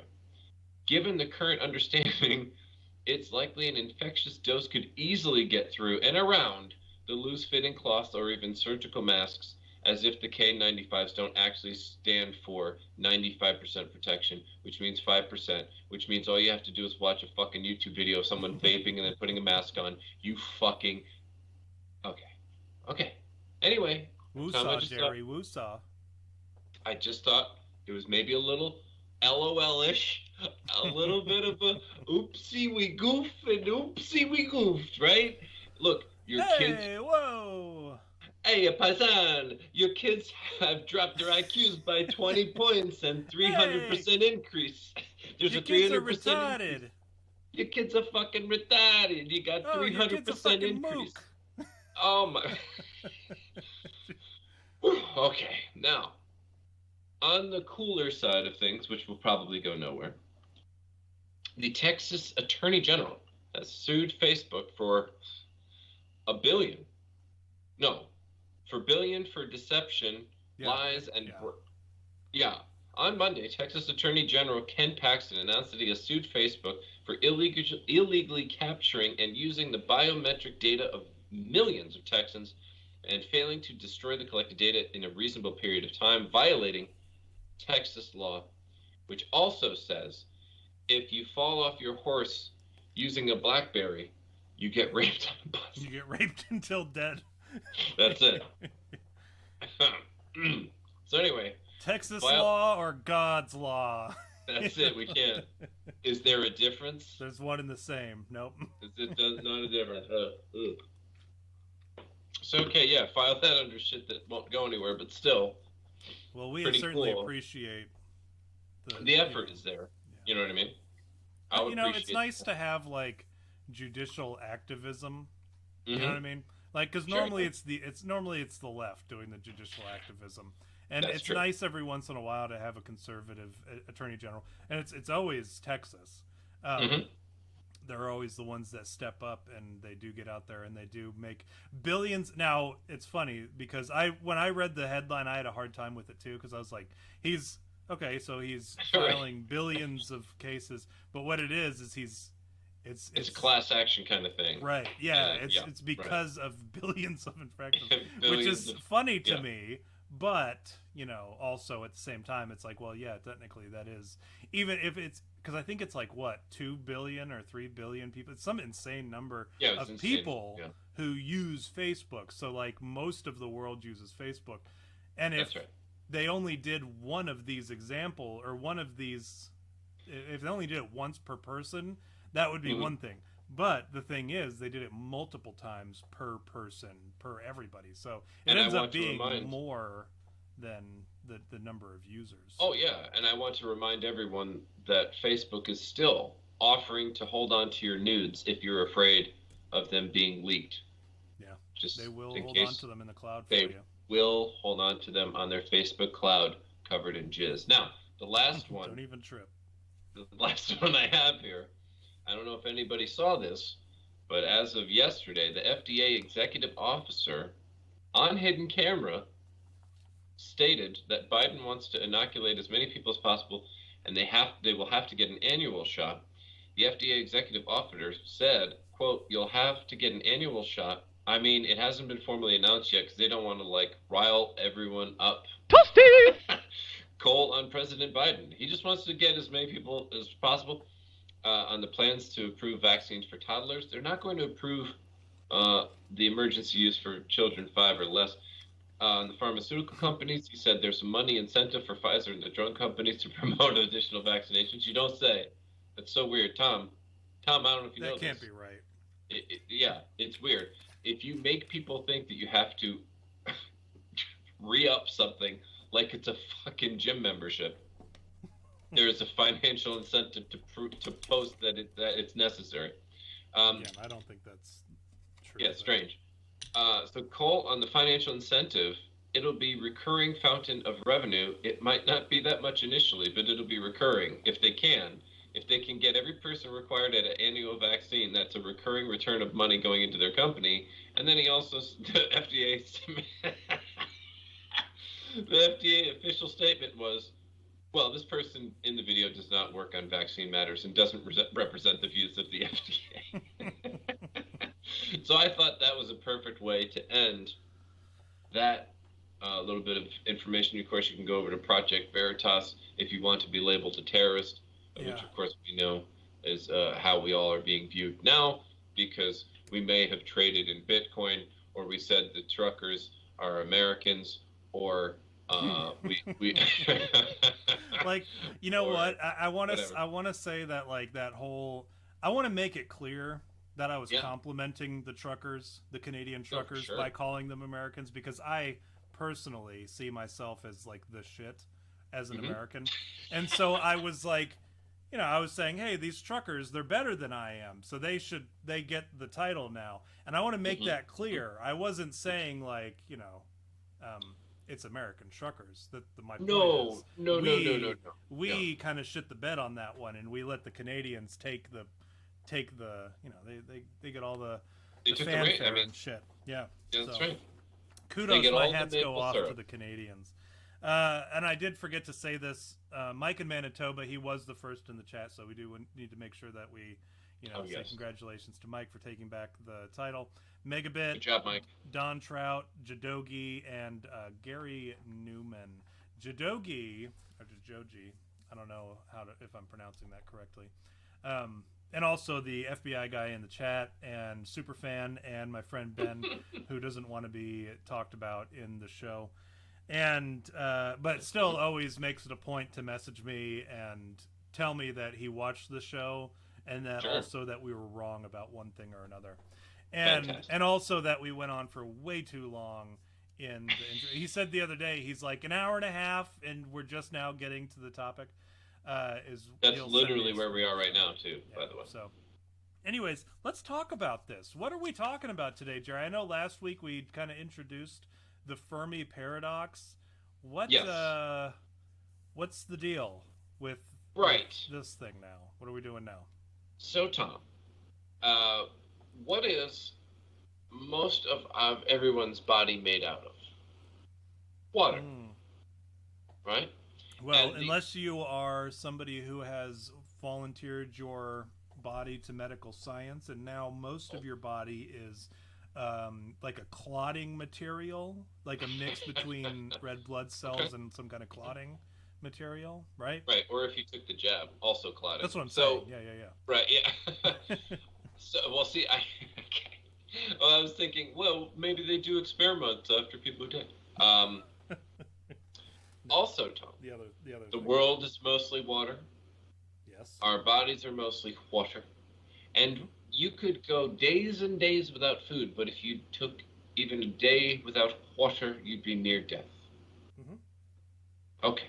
With all that being said, the major thing you would need in a grid down, shoot at the fan situation is a prominent filter. And that is what we're maybe, Tom. Maybe a different filter than the. Even a. Well, yeah, like a really good one, a really good filter, right? Great filter. Oh, there's his pupils. See, whew. I was glad. I was lying to the fan earlier when I said. Yeah, he went out on the line for that. He went out on the limb for that. I was really hoping. Like this whole time, I've been zooming in on the screen while he was talking to make sure, because I didn't want to look like an asshole, right? We are in fact talking about the really good filter, or in fact, as it is referred to in science, astrophysics, the great filter. In fact, even in biology, it's even discussed. This is a topic that transcends the various sciences, and it falls under one of the reasons for the Fermi paradox. And it's essentially here. So I've got a couple. Tom, before you get into it, can I just say I love the idea. I love the idea that you're saying. Here's this theory, this thing that transcends all science. So we here at You Had Me at Bigfoot are the ones to tackle it right here tonight. Yeah, this is all sciences. They're like, wow, this is potential, and we're here to set the record straight. We are right here tonight. When they talk about the string theory, what ties all the sciences together. Sometimes it takes a delivery man to run that string through the sciences and make sense of it all. That's what we're here for. A lot of people. Some sciences, they don't get along. There's a lot of like turf war type. Also true. Yeah, there's some animosity. So we're here. The sciences. we are the string theory deliverers of the various sciences.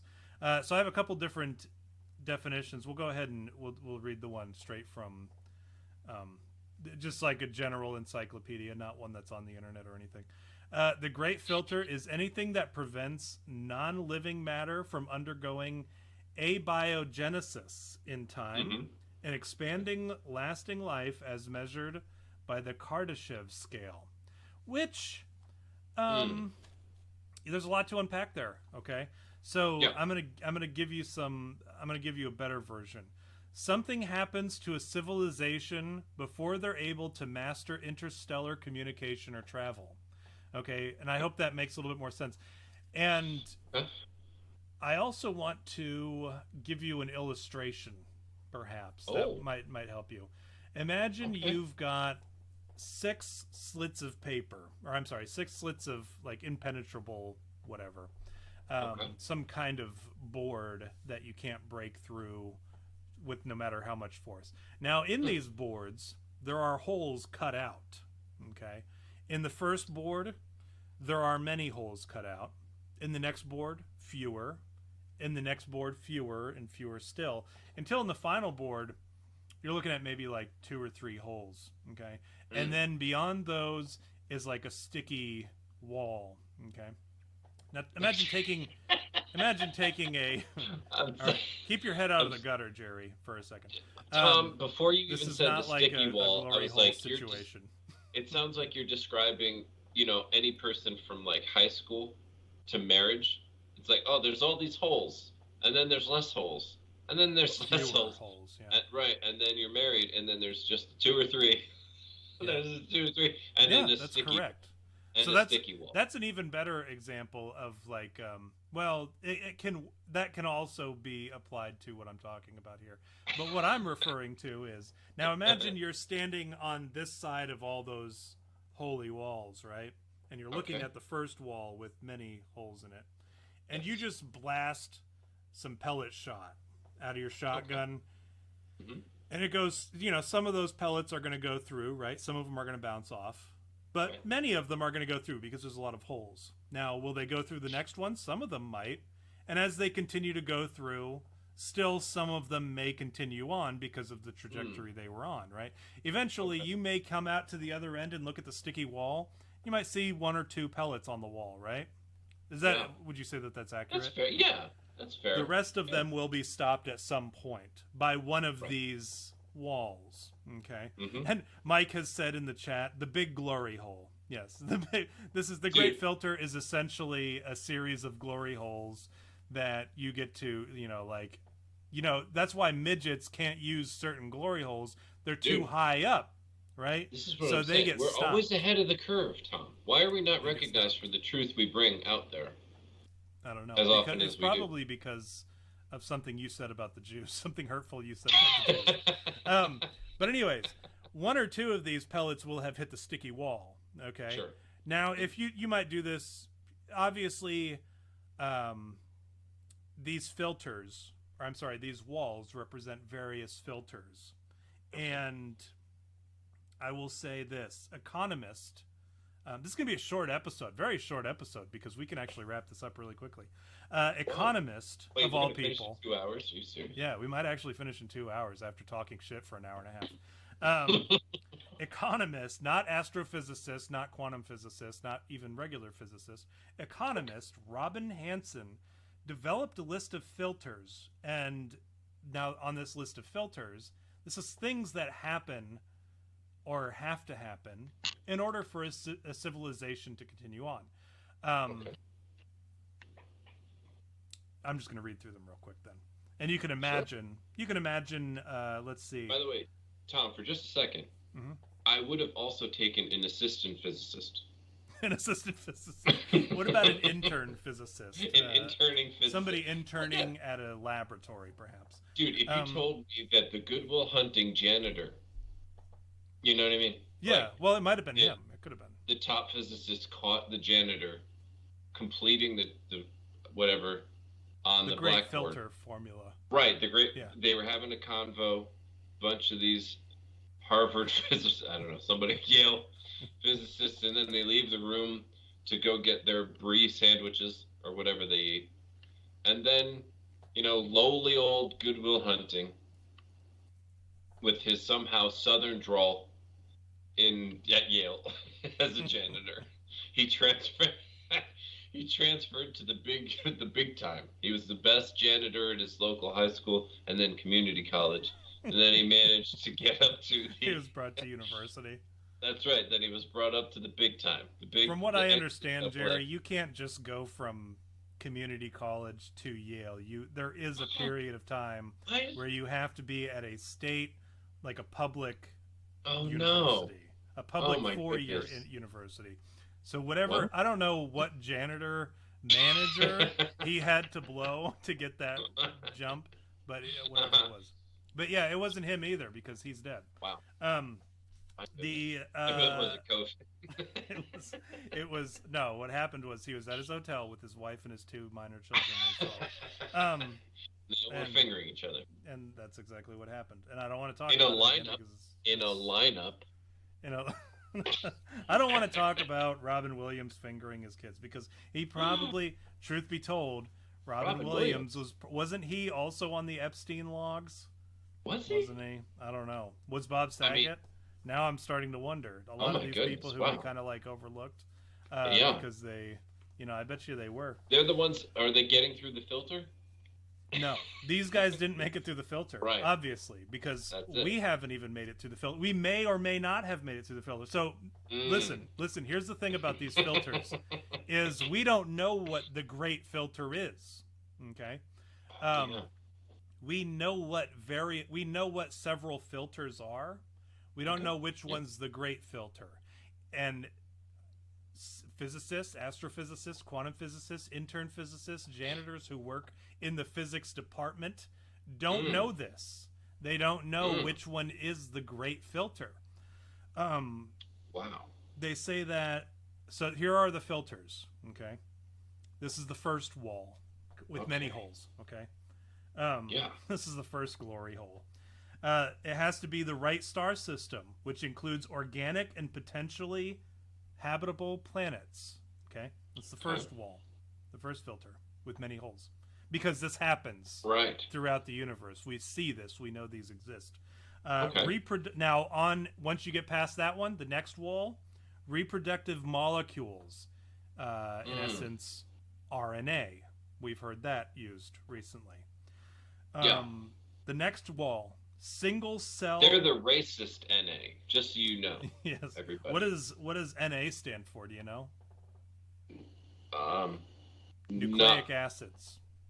I thought you were asking for a joke. It took me. No, sorry.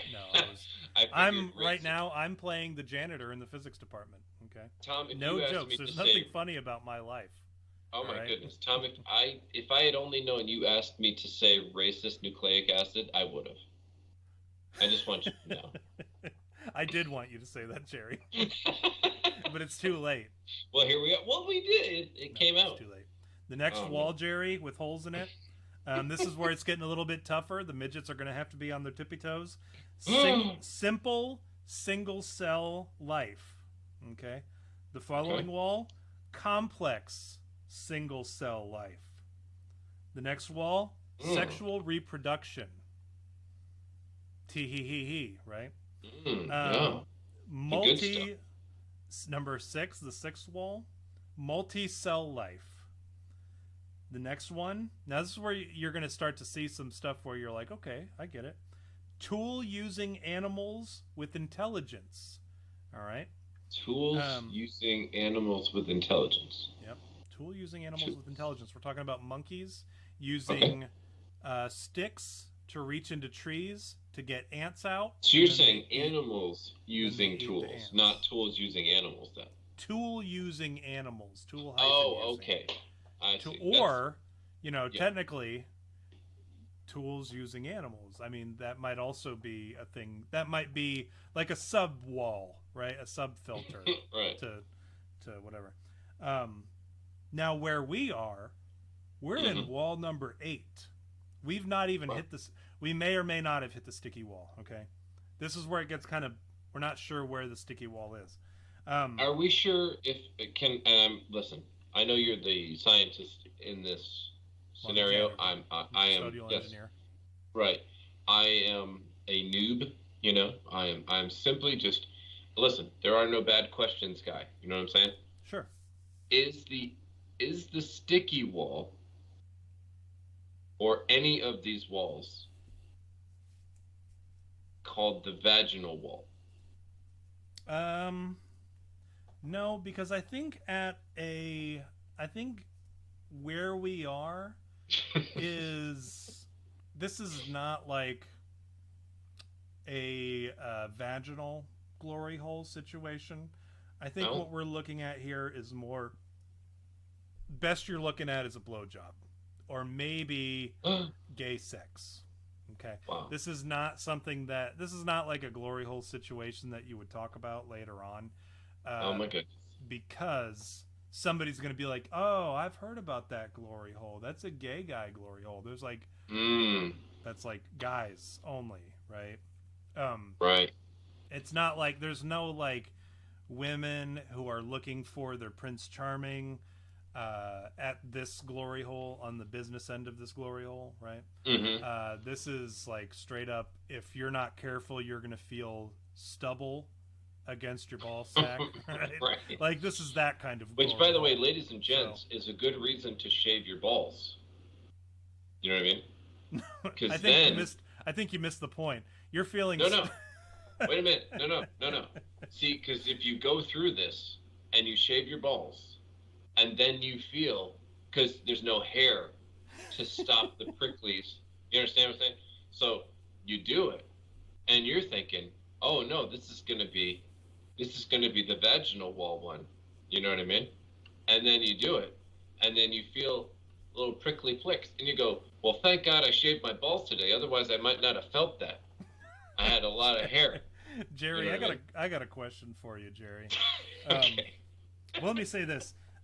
Yes, please. Where we are is a civilization advancing towards the potential for colonization explosion, and then colonization explosion is the final wall.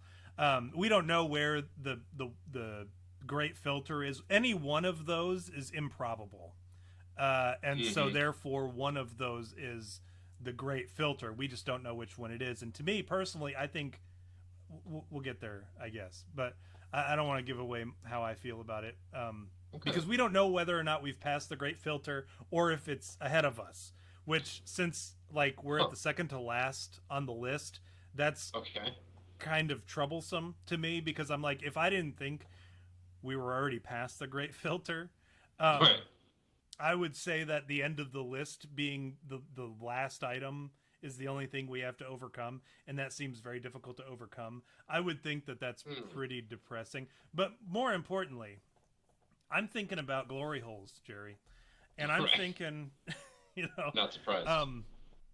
I'm wondering. As a janitor, you've had a lot to work. I've seen a lot of glory holes. I've had to plug a lot of glory holes.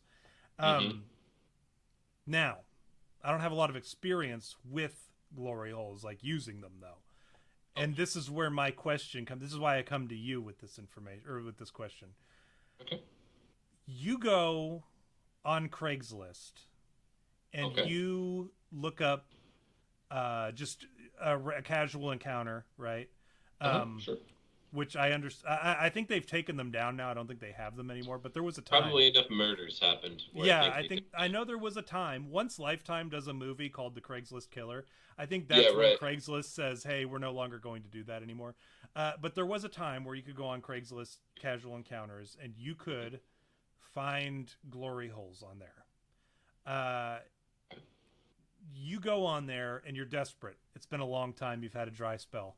And you're like, maybe I'm going to find a tranny, okay, who dress. Maybe I'm going to find a cross-dresser who's like really convincing. And you have to naturally convince yourself that, hey, this isn't gay because they're dressed as a girl, right? Or like I'm going to have to like really convince myself, hey, this is, and we've all got a friend who's done this. We've got a friend or a family member who's done this, where they've met up with an individual and who was not a female, but they pretended and they looked like a female and they made it happen, right? There are a lot of assumptions in that statement, but We've all got somebody that we know who has done that. All right? Right. Okay. But in the back of your head, I think many of us would have a hard time overcoming that and being like, no, this is a gay thing that I'm doing. I'm about to do a gay thing. Or even if you go through with it, afterwards you're like, that was a gay thing that I did. There's no denying that was a gay thing, right? I think, you'd be hard pressed to avoid that. I think, yeah. Now, we know that happens to some people. Sure, Ted Haggard, It's happened to somebody. It's happened to somebody that we know or love or care about, right? Everybody, I'm sure if you talk to all your people, somebody in your circle has banged a guy because they were able to convince themselves that it was not gay for this reason or that. Whew. So, if you go... based on that, that means someone in the chat has, right? I mean, like, just as a... I'm sure... No, well, Like, as a... Now, like, that's not what that means. That's not what that means. Well, wait a minute. If this is our circle of friends, and neither of us have done it... I know that somebody... Right? I can say this comfortably. I can say that somebody listening has done it. Look, all I'm going to say is I don't know these people as well as you, so I could get in a lot of trouble. But I'm going to feign ignorance, okay? So here's all I'm going to say. When I look through the chat and I see how people said hello, okay? Yeah. See how people said hello. Yeah. There is someone out there who, said, hey, boys. Well, that's Chris Rose, and he's about the most manliest guy that I know. So it's not him. But Tom. It's not him. But Tom. Jerry, you're not. You're Look, trying to associate something that's not. Wait. I'm saying we all know somebody. It doesn't mean that. Friend who has a brother who was iffy. Say it again. If you like Mike in Manitoba, I have a podcast friend, and does he have his own podcast, or is he talking about? No, he's talking about here? us. He's talking about us. I have a podcast friend who has a brother who was, quote, iffy. Iffy. So yeah, he's talking about me. Oh my goodness. That's why I'm saying we all have somebody. Your face already said not it, which again is suspicious. But yeah, well, I know for a fact that it's not your face. Your face did not. But we all know somebody. This is what I'm saying. It doesn't have to be. I want to mutiny in the chat. I want to make this interesting. Oh, I see. It has to do with because you have people who you know who I don't, right? So we all have our own circles. Oh, I don't. Oh, you don't. Okay. No. Well, you know some of the people that I know, and I'm sure you know. So just here's what you do: do process of elimination, and the people that you know. That's how you find out. That's how you find out who's out there. You know. Who's out there finding dudes. The Blair Whites? I guess is the. Yeah. Right. But no, we all. My point that I'm trying to make. I'm sorry. Okay. Yes. No, please do. Please go. Is the glory hole, okay? Mm-hmm. That's like the last frontier for guys who don't want to have to be put in that position, right? Because you know, if we were to go out there after a dry spell and do some stuff that is questionable, we would have to live with that, knowing that, hey, I did some gay stuff in some hard times. But it wasn't gay for this reason or that reason or the other. But a glory hole and a waxed, very like secretive kind of like very, you know, like just enough to where you can't be looking through the glory hole, right? You know, it's a well done glory hole where you don't know what's on the other side, right? We're talking about a waxed butthole. We're talking about a very like shaved face, very nice, like shaved right before, right? And some aloe vera. Waxed, maybe. Yeah, maybe waxed. We're talking about somebody who puts in a great deal of effort into the authenticity of this glory hole. Sure. There are some guys who go to glory holes and they'll never know that they banged a guy. They never got a blowjob from a guy. These are what I like to call Schrodinger's glory holes. Because until the lights come on, that's neither a guy nor a girl. It's neither like it is both a female and not a female at the same time. You'll just never know. Yeah. Okay. Tom, can I say, while your breakdown and synopsis there is very astute, given your description and wrapping my head around it myself, I now finally have come to understand why none of the sciences, in spite of knowing all about this, have wanted to tackle this. Yeah, you know what I'm saying? Tough topic. Like, no, because you know you want to get your tenure, or you want to get your thesis published, or I don't know, whatever they do. And I can't imagine they're like, oh, so what's your what's your thing about? And it's like, well, listen, I think that there's a great filter prohibiting us from seeing what we should be able to see for extraterrestrial life. Holy shit, are you serious? What is that like? Well, imagine if there was an incredible glory hole. and then there was a series of stalls. There's a series of stalls between you and your wiener and whatever. Whomever, whatever is on the other side, and that's your wait. So your wiener and your mind are the reason we can't see extraterrestrials. There's a wiener wall between us. There is. And the aliens. The great filter can best be described as a series of glory holes in a truck stop, right? Like because it's. And they're all at different heights because you have to accommodate for midgets. I drew a picture here. This is essentially what it looks like, right? Yeah. There's like a bunch of holes in the first one, fewer holes in the next, until like the last one there's no holes in it. And there's like the guy in the last stall who's like, there's no holes, right? So he's kind of like, where's all the dicks? How do I get a dick in me? No one sees me. Right. Yeah, so he's just sitting there I'm taking here, a shit. but no one knows. He's just like a totally normal dude taking a shit. He doesn't realize like what sort of chaos is going on in the next series of stalls. There's just like a lot of gay sex going on to the right of him. And you know what's funny? After seeing your picture now, I have suddenly realized that we've spent the last, 30 minutes-ish describing a science uniting issue, a science uniting theory through sexual metaphor. When really, if you just said, hey, have you ordered Swiss cheese from the deli, and you know how they hand it to you like this and no holes ever overlap, ever overlap, that's it. I would never describe it as that. No, it's way better. It's like, Jerry, the thing about, and you know this, this about this show. You've been here for some of the, even before you were brought on as a full-fledged host of the show. You knew the sort of content that we have here. We would never bring up something as Swiss cheese at a deli. That would nobody comes here for that.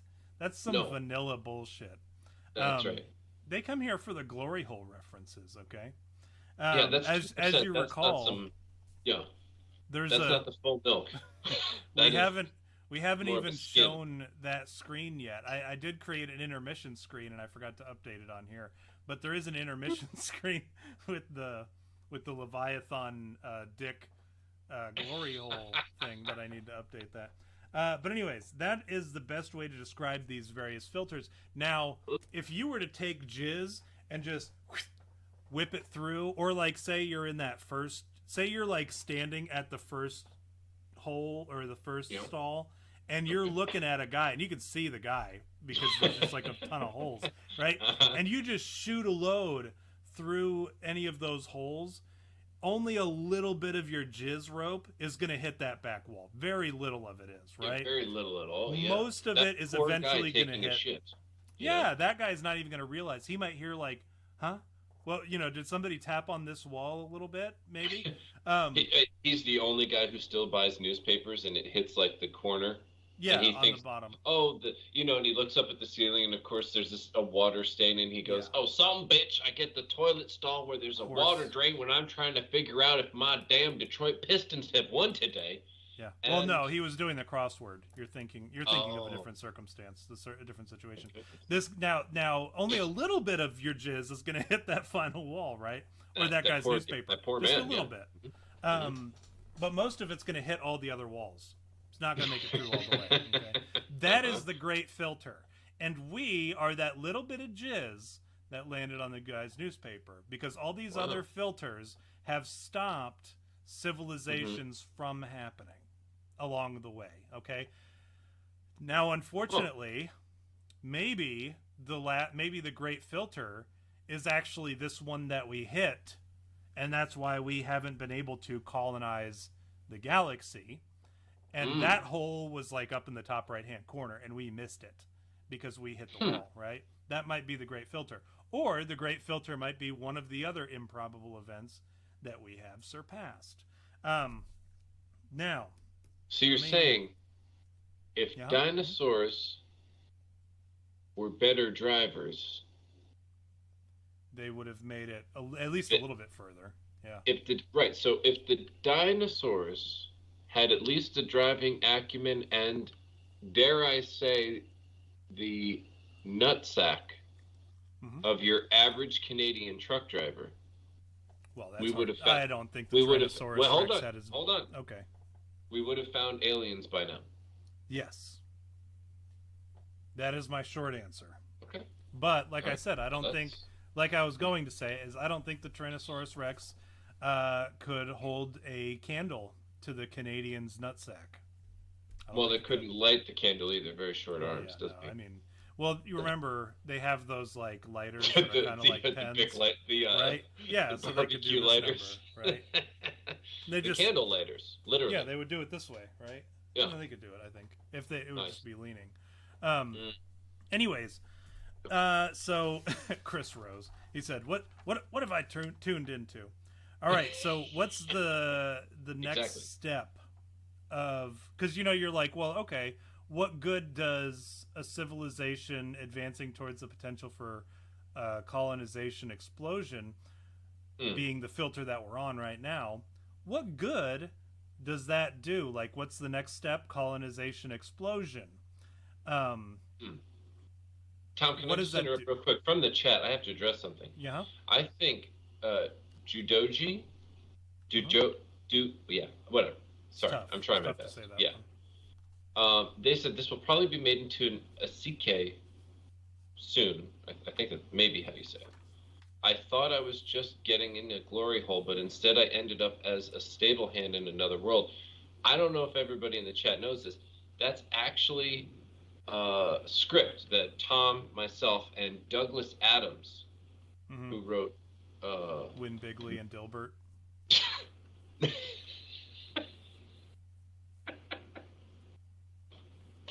No, this 42. Yeah. Douglas Adams. Guide. That's right, exactly. So, what I'm trying to say is, ladies and gentlemen, it has now been leaked. Our manuscript has been leaked. We were literally doing a follow-up to Hitchhiker's Guide to the Galaxy, entitled "I thought I was just getting a glory hole." But instead, I ended up as a stable hand in another world. No, that's not what that is, Jerry. You can tell them that we actually sold the rights to that title to when our manuscript was not accepted by the publisher. We sold that title to Fallout Boy, who is known for having very long titles for their songs. That's true. So here's what happens when you are able to surpass all these filters. Okay. You can go on to, and I mentioned this in the original definition, it's called the Kardashev Scale, and you may have heard of this, right? There's type 1 civilization, type 2 civilization, and type 3 civilization. There's actually type 4, 5, and 6, but they're kind of like so there's like, how even when scientists are like, okay, settle down, when people are trying to hypothesize shit. So for instance, like dimensions, they're talking about how, the ninth dimension is the one where like we started at the same time as some other universe, but with a different set of physics and also with different starting circumstances or whatever. And then even the scientists are like, okay, settle down. So type 1 is a planetary civilization, can use and store all of the energy available on its planet. Okay. We're not even a type 1 civilization. We're actually a type 0.73 civilization, I think.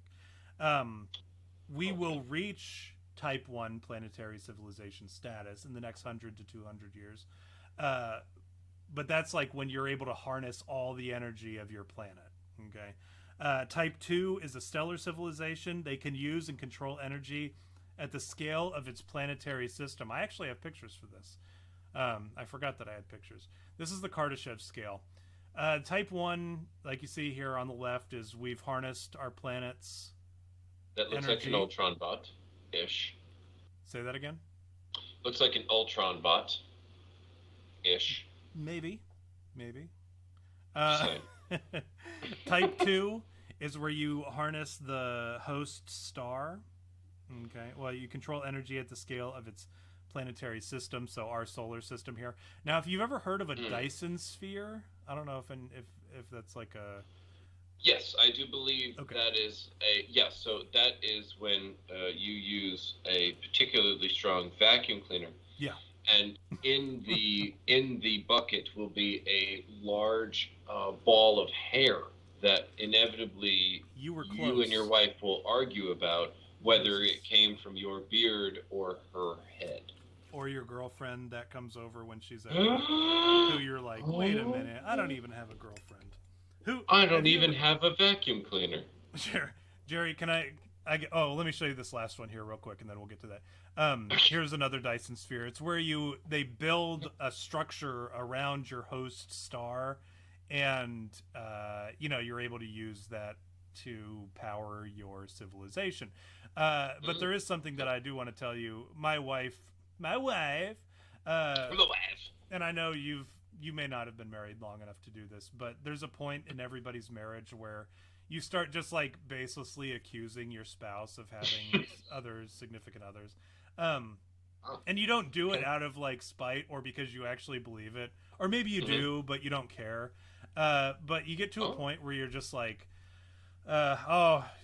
who's blowing up your phone? It must be your boyfriend. Or, what is this your boyfriend's? Yeah. Is this your boyfriend's fucking DVD? Like, I don't recognize this pair of underwear. Is this your boyfriend's underwear? Is this, you see jizz all over like the bed and you're like, is this your boyfriend's jizz? Like that sort of stuff. Is this your boy? You see a guy in your room and you're like, what is this, your fucking boyfriend? You make those baseless accusations when you've been married long enough to where you're just like, who cares? But my wife, she will say that she will often say, oh, what are you sending out your texts to your girlfriend or whatever?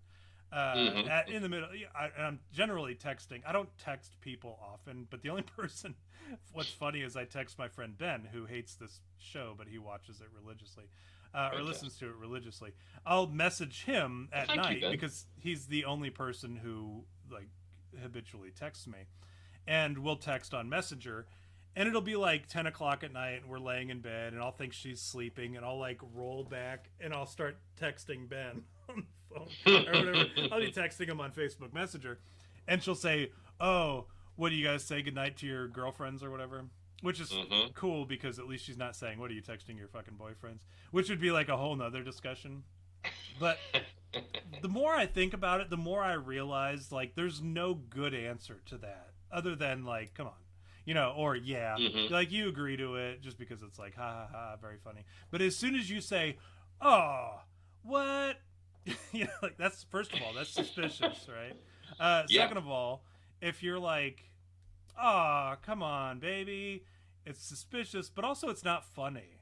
Like, cause who, if somebody accuses you of something like that, it's not funny to be like contradictory or whatever. It's funny to be like, she's not even up at this hour. Like you got to make a joke to bounce back at her.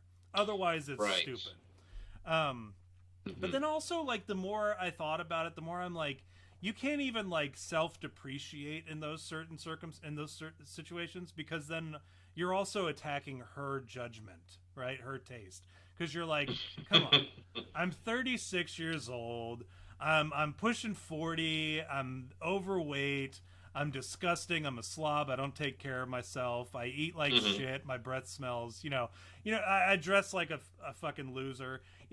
What kind of woman? What despicable human being would what ever moron? Want me, right? Like what a total idiot would ever? What person with no taste whatsoever would ever be interested in me? So you kind of like, but then you have to like tiptoe on this line of like, I don't. That's why I always tell her, I'm like, I don't have their taste at some point. Yeah. So you got to be like, you either got to agree to it, but then at a certain point they become self-conscious. So sometimes you kind of got to teeter that line, right? So oftentimes I'll say, she's not up at this hour, or I'm not, like, come on, I don't. I'm not interested in what she has to say, or I don't really give a shit what she has to talk about. Or Mike says, just tell her that you're texting her boyfriend, which is also a good one. But no, and then also you can do the one, I do that, or I do the, in this economy, I can't afford to have an affair, right? Like, and even if I did, and I told her this years ago, I said, I wish I had the time to have an affair. I don't, because, it's having an affair. I got to believe it takes some effort, right? It takes time. It takes effort. I would rather sit around on my ass and not do anything than to run around. And I don't have, like, I would never tell her this because I don't want her to think I'm coming up with excuses or whatever. But, like, A, I don't have the energy for it because I've thought about it. I'm like, not that I was actively thinking of having an affair, but I'm like, man, how did these guys do it? You know, you got to go out. Sure. You've got to have your own separate bank account, which we don't. You've got to have and then money. Your own phone. Could you imagine having to go get a new phone? Yeah, you've got to do that too. And Holy even when shit. I had 2 phones, because I had one for recruiting, I'm like, you understand that phone is monitored by the government, right? It's monitored by my battalion. So, like, if I was having an affair, they would track it down, and they love nothing more than to put people out of recruiting. So, I'm like, imagine the people that have the time, which I don't have, because we have a family that I am actively involved in our family. I don't have the energy, because when I do come home, I love to just sit on my ass and not do anything. I don't have the money, because we're a dual income. I mean, we're a single income household, really, because, like, I'm retired and I get money from that. But that's not enough to afford an affair. And then she works, but that money she accounts for. And the stuff I'm about to start making from substitute teaching, that's not affair money. That's not running around having affair money. And plus, she keeps track of all that, and I made sure that the direct deposit goes into the account that she has access to. So, you know, it's like you have all these people who are like, I see like movies and I see TV shows where people are like having affairs, and I'm like, who has the time and the money and the energy? And like, if you have that sort of time and energy, imagine like investing it in your family and then tell me that like you would need to have an affair. You know what I'm saying? Like, dude, where would that gratification go ahead and invalidate my opinion? No, I have to say it actually shocked me even further. Okay, because you were saying, oh, you know, you hear about this or you hear about that, and you go, oh, who even has the time or energy? I remember when the Ashley Madison thing happened, and I thought to myself, holy shit, that's not like the fappening where, you know, oh, hey, newsflash, even celebrities send nude pics to each other like an idiot and put it on the fucking iCloud like a bunch of, you know, plebs. Sure, okay, that's not surprising. What I couldn't believe, and someone had alluded to it earlier, was that, you know, Tinder had eliminated the honest working hookers from a lot, you know, because, I mean, really. Well, yeah, you no longer had to pay for sex. You could just that's it. Yeah, it's just like, oh, no, here, I'm volunteering. Yeah. And so I think of that person and that statement as I recall the Ashley Madison leak. And I'm sitting here going, those people existed?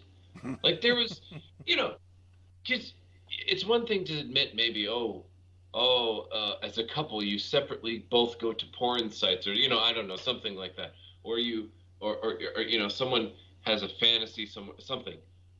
Okay, that's one thing. Like, just a free, you know, one time, illicit, like, oh, I'm just going to watch this thing.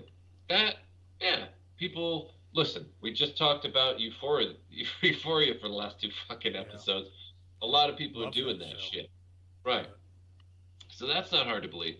What I couldn't believe was in a world where Tom and I spent the first 45 minutes talking about how he would not spend more than $3.99 per year, or even have a 1-year contract for SiriusXM, that people would legitimately sign up with their actual pay information and their actual names to cheat on their spouses.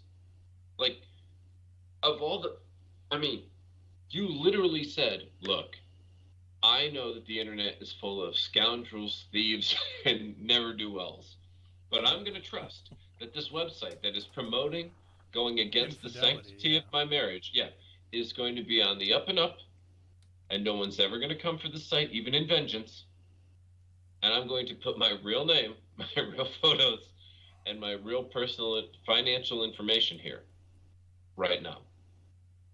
And then it happened, and it was real.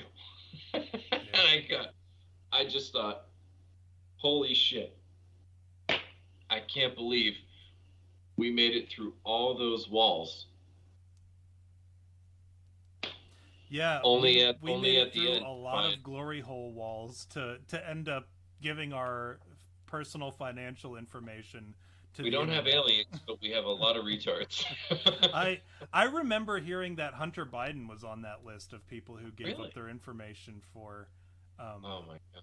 Ashley Madison. It was either Hunter Biden or Donald Trump Jr. And I hate to confuse the two because I know they're like, They let's both be have honest, great they're teeth. both kind of the same guy. They have great Let's both of them. be honest. Um, and speaking of Hunter, Euphoria, can I just say this last Okay. episode? All Oh right. no. My there's been no dicks, believe it or not, for the last two.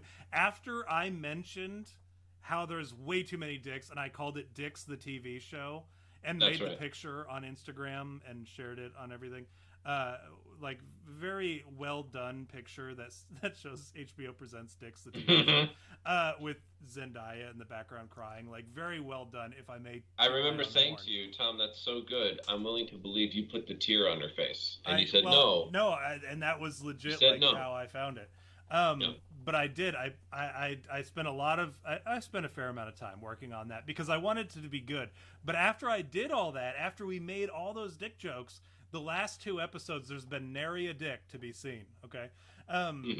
And it's like that's the first time in the series that it's ever happened. These are the only two episodes that had no dicks whatsoever.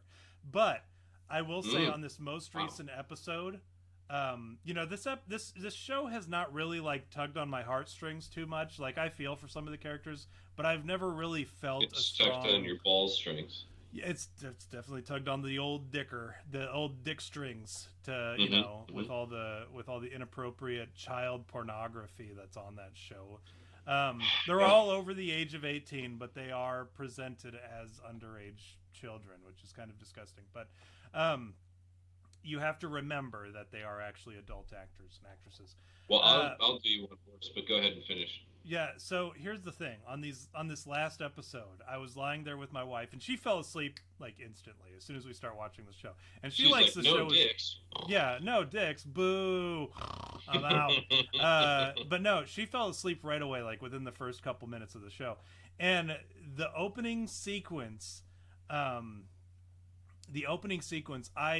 bawled like a baby on this most recent episode. I did. I cried like a big fat child, like a big fat baby who ran out of ginger ice cream or was forced to eat ginger ice cream.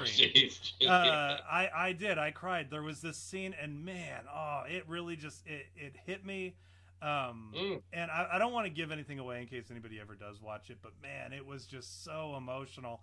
And I had to actually Was it the talk drunk girl's about it. first anal thumbing? No, there was none of that. There was no. It was I'm so. sorry. I'll give you. You know what? I'll give you a little bit of it. Okay, this girl, she's a drug user. She's a drug addict. She made some bad decisions in her drug frenzy that she was on, like this horrible drug frenzy that she was on. She said something really awful to like one of the characters. That's like it's a show about every single character you hate for one reason or another, right?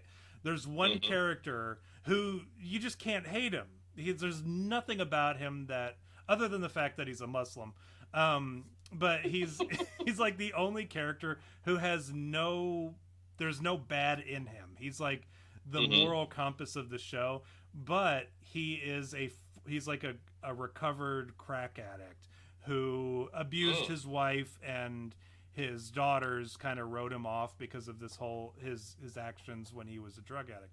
But he has since become clean, and he's been going to Narcotics Anonymous, and he becomes like sort of a sponsor to the main character Zendaya. And she says something really fucked up to him and really hurtful to him, and it was a story, something from his past that he told her in confidence, like, hey, we all go through dark times. These are some things that happened to me. Here are some things that I wish would have gone better for me. Blah blah blah blah blah. She uses one of those things against him when she is just like she's in a bad way. She's and he gets very upset about it, and naturally. And he says, you ever fucking do that to me again, and we're fucking done. I'll never fucking talk to you. Get out of my fucking face. Blah blah blah blah blah. She runs off. She ends up hitting rock bottom. She's withdrawing. She's going through that process, and she realizes that she kind of has to make amends for a lot of the wrong that she did when she was on that bender. And the first person that she calls to make amends is this guy. And he forgives her just like that. Like when she's like having the hardest time trying to work up the courage and work up the ability to even apologize. And she's like just struggling, trying to get to it. And she can't get to it. She finally is able to like blurt it out, but it seems insincere. And he just forgives her like it's nothing. And she's like, really? And she's just so shocked that he's forgiving. And it's funny because I used that in a paper that I had to write for my seminary this week. Because I was like, I was out-Christianed by a Muslim.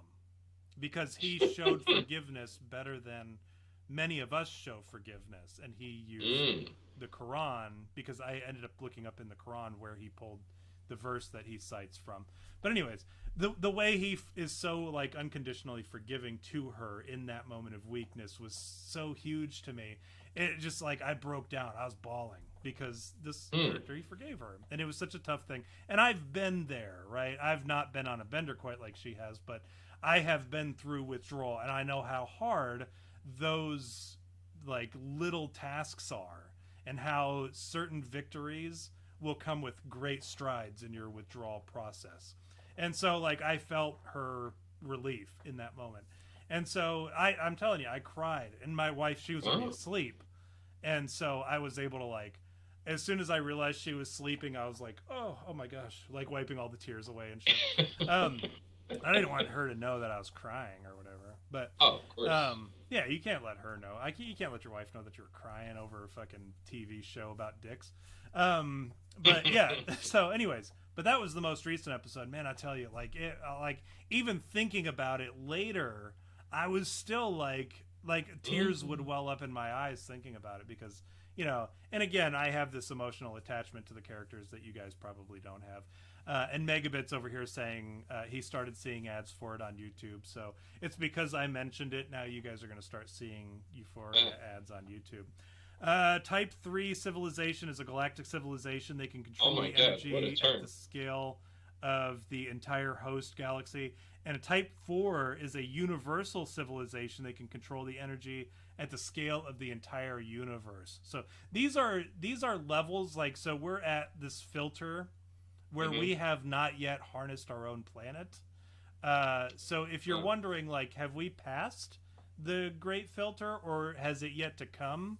And then you start to hear about these other various types of civilizations at the planetary, stellar, galactic, and universal civilization levels. I am inclined to believe that we have, based on this information given, that we have not yet hit our Great Filter yet. We have not yet hit our glory hole wall, so to say. But I want to talk about what potential great filters, what they might look like, okay? If they are in fact in front of us. Because one of the theories is that the great filter is something that, almost like when you think of the Matrix, remember when in Matrix 2, I think he shows up on the architect's room and the architect presents to him, spoiler alert by the way, the architect presents to him all these previous Neos that have come and gone. And he's like, there's nothing special about you. There's nothing special about humanity. Humanity plays out the same way every fucking time. And then it always ends here with this event. At Riverdance. Right. Now, some people say that the Great Filter is yet to come, and it's something that has happened to humanity's, not unlike ours, time and time again, and we are, in fact, on the precipice of this Great Filter. And some of these are going to sound very familiar. Now, granted, this Great Filter argument was written before today. It was written before 2021. It was written before 2020. It was written before 2000. It was written before a lot of these things that I'm about to mention became a reality. Okay. Okay. Global thermonuclear war. Now, let me clarify. Potential future great filters in which we do something stupid, in which civilization, humanity does something stupid. I see. Global thermonuclear war is one of them. Number 2, deployment of a highly effective biological weapon. Okay. Mm-hmm. Ecological collapse. Okay. All right. Mm-hmm. Runaway artificial intelligence. Runaway nanotechnology, or what is called a gray goose situation. Now, to clarify, if you don't know what a gray goose situation is, which I didn't, which is why it ended up, because I did the research, it ended up becoming my thing for today. I had a gray goose situation in my pants. A gray goose situation is exactly what you imagine it, a nanotechnology, a runaway nanotechnology. And you've seen it in various tropes in like movies, sci-fi movies or whatever, in which like the nanotechnology keeps replicating, like Bender on Futurama when he turned himself into like mini Bender, and they ended up eating up all the bio or the biosphere or whatever, the bio whatever, and it became a self-replicating nanotechnology using all of carbon, anything that we use to replicate.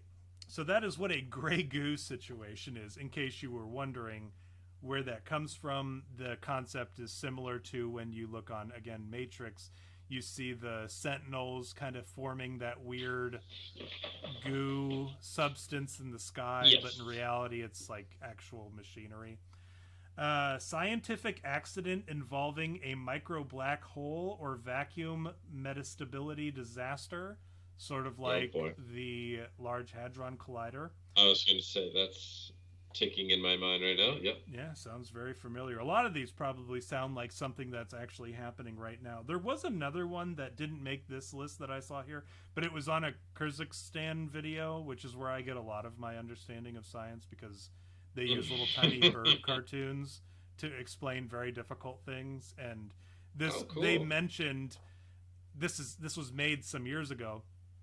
They mentioned scientists blotting out the atmosphere, or trying to like block certain parts of the atmosphere to slow down global warming or whatever. Oh, they're already making mention of that again in the news about blocking out the sun. Yeah. Right. Yeah. So we end up destroying the atmosphere, which was also the premise of the Matrix, right? Like we destroy the atmosphere, and for that reason we end up killing off. Tom, can I ask you? Great populations, yeah. Because I have one thing. This is breaking news, but I need to know whether or not this is one of those things where if society as a whole, if humanity allows this to happen, we will not see aliens. And I know we're running short on time. I'm just saying, I need to ask. Is it anywhere on that list that the first Victoria's Secret model with Down syndrome not only occurs, but it's also made note that she's Latina? Latinx. Yeah. Well, on NBC News, they did not use the X. I don't know why. Well, that's why I don't get my news from NBC. Because they don't respect that pronoun or that whatever. I hear you. It's on here. Yeah, it is. Right. The short answer is yes. A Down syndrome. Oh, thank goodness. Right here it says possible Victoria's Secret model with Down syndrome who is this. Here it says Latinx. Oh wow.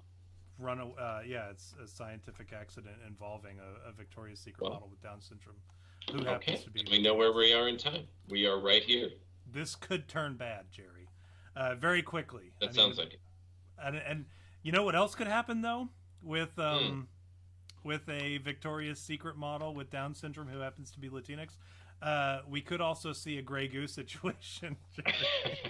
We could see many gray goose situations on. Yeah, that is. That's a black goo. I think that is not. There's nothing good about that. It's kind of like a yellow tinted goo, depending on the consistency and the presence of droplets of urine, I would say. Overpopulation and increased consumption, which this is a model that we've seen.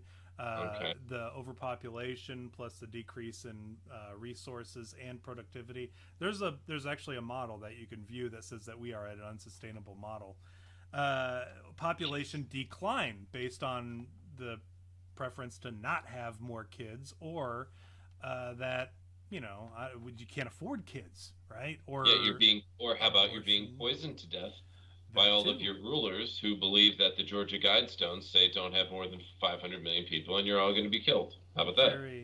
I got to tell you now, and displacement of hold on, one more. Displacement of naturally evolved humans by a new species produced by genetic engineering or technological augmentation. Now, is there anything on that list that isn't something that we're currently seeing right now in the news? No. Okay, every single one of them. Yeah, everything matches, right? Yeah. Absolutely. Now, here's some more, okay? Those are the we do something stupid. Some more like the rapper? Or some more? Is that a rapper's name? Simone? Or that was, are you thinking of like That's So Raven? Some more I think maybe was on what do they call that? No. In Living Color? That Mad stupid TV? show, America's Got Talent. Oh. And then she tried to be a stand-up comedian and author, which, if I remember correctly, Samore became the first author to openly admit she couldn't read. Huh. That sounds terribly uninteresting. Like, that sounds like a situation that I would see playing out, and I would say, why am I listening to this happening? Why am I following this story? Because, sometimes you happen upon something, and you start reading about it, and you're like, why am I devoting brain cells to this? Like, that's kind of what that sounds like to me, right? Yeah. Is that a true story? What? Anything what about I just that? said? Yeah. Yeah. That sounds awful. Sure. Yeah, I know. Jerry, why would you present to me that information? Because I don't like to know that. I don't like for that to be a thing that I'm aware of.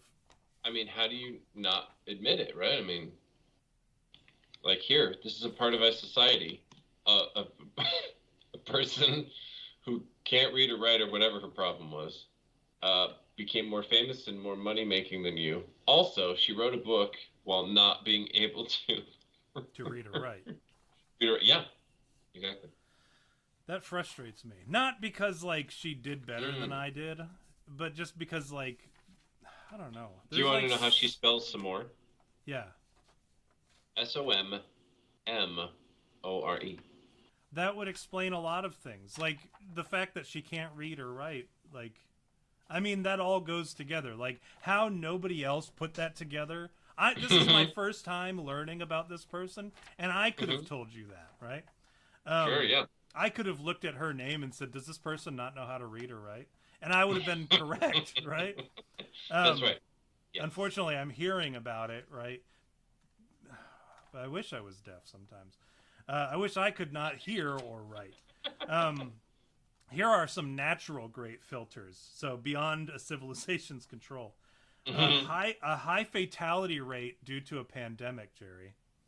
Okay. Wow. That's not something that we're aware of. No. Well, it certainly isn't, because there's not been a high fatality rate because of a pandemic. It's clearly the opposite. Say, not yet. Super volcanic eruption. Haven't we heard about something like that? Yes, there was. Yes, a couple of them. As a matter of fact, I think. There's always something going on with asteroid impacts. There's always these near-Earth orbits, right? A nearby supernova or gamma ray bursts, extreme solar flare, and this is interesting. This was an actual scientific article.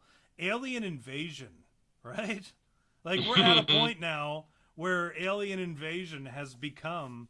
Now, I don't know if you remember this, Jerry, but I'm old enough to remember a time when guys like us who said that there's probably aliens out there. I remember a time when people would say, no, you're being crazy. There's no such thing as aliens. And now we're at a point where scientific articles are well, there are these natural occurrences that could happen that could present a great filter to civilization moving past to space colonizing and further utilizing the energy of our nearest star. One of which being alien invasion. Alien invasion, Jerry, is now an actual natural cause of concern that taxpayer dollars are going towards. In case you didn't know, taxpayer dollars are going towards studying alien invasion. And to count on how many hands we have in the room, how many times you were called a crazy person because you said that there were probably aliens out there. And people told you, no, don't be ridiculous. There's no such thing as aliens. You're being ridiculous talking about UFOs. There's no such thing. Science. Rachel Maddow, Anderson Cooper hasn't said anything about aliens, so we know that aliens aren't real. And here we are looking at the connection between all these various different sciences. One of the natural occurrences that is potentially preventing us from reaching beyond the next great filter is, by science's own account, naturally, alien invasion, Jerry. What do you think about that? Well, I mean, after all the glory holes that we've jumped through at that point. We've jumped through a lot of glory hoops. Yeah, I mean, it's almost deserved, isn't it? Like, you know, you because imagine if, for example, we actually made it there. Then that would mean that all the catastrophic nonsense that they said would be the filters, or you know, reasons why we wouldn't see, would actually somehow be averted, and the prize at the end of the tunnel would finally be alien invasion. I mean, that's, if there's no funnier comeuppance for, after all these years, all the attempts, you finally are good boys and girls, and then you get it invaded. But Tom, the good part is we would all learn by then that we have to act as one planet and utilize the skills of both Jeff Goldblum and Will Smith. And, not to be forgotten, Randy motherfucking Quaid, to finally defeat our invaders. I recall Tommy Lee Jones having a part in this. Yeah. I mean, he he was a G-man. We don't give him too much credit. Yeah, no, look, I mean, it's very old school. And I don't know if you remember this, and I don't want to, I hate to lose a fan over this, and I hate to, I hate to maybe like get myself into some trouble, but I don't. You don't want to give Tommy Lee Jones a lot of credit. Mm-hmm. I don't really want to give Jeff Goldblum a lot of credit for one, for one reason. If you recall his part in that, there was, to some degree, I cut myself off with the Hitler. Yeah, I certainly would rather not give a Jew any kind of credit for saving the planet. Jadogi says, and Bill Pullman. We forgot about Bill Pullman. Maybe that's who I was thinking of, not Tommy Lee Jones. All that for nothing. Well, I thought you were trying to make, and who knows? I was giving you credit for making a tie-in joke, because I said Will Smith, and you brought in Tommy Lee Jones for the other Alien movie that Will Smith made, merging Men in Black with Independence Day. That's what I thought you were doing. I was, but also okay. Jadogi pulled me out because I didn't have anywhere to go with that. I put all my eggs in that Tommy Lee Jones basket, and I was able to do a lot more with going back to Independence Day. Bernie Sanders as Indiana Jones. Yeah, Bernie Sanders in The Last Crusade and the Crystal Skull. That's it, yes. Bernie Sanders in The Last Independence Day. I think that's it. I had some jokes written for this episode that we didn't even get to go through. Oh my goodness.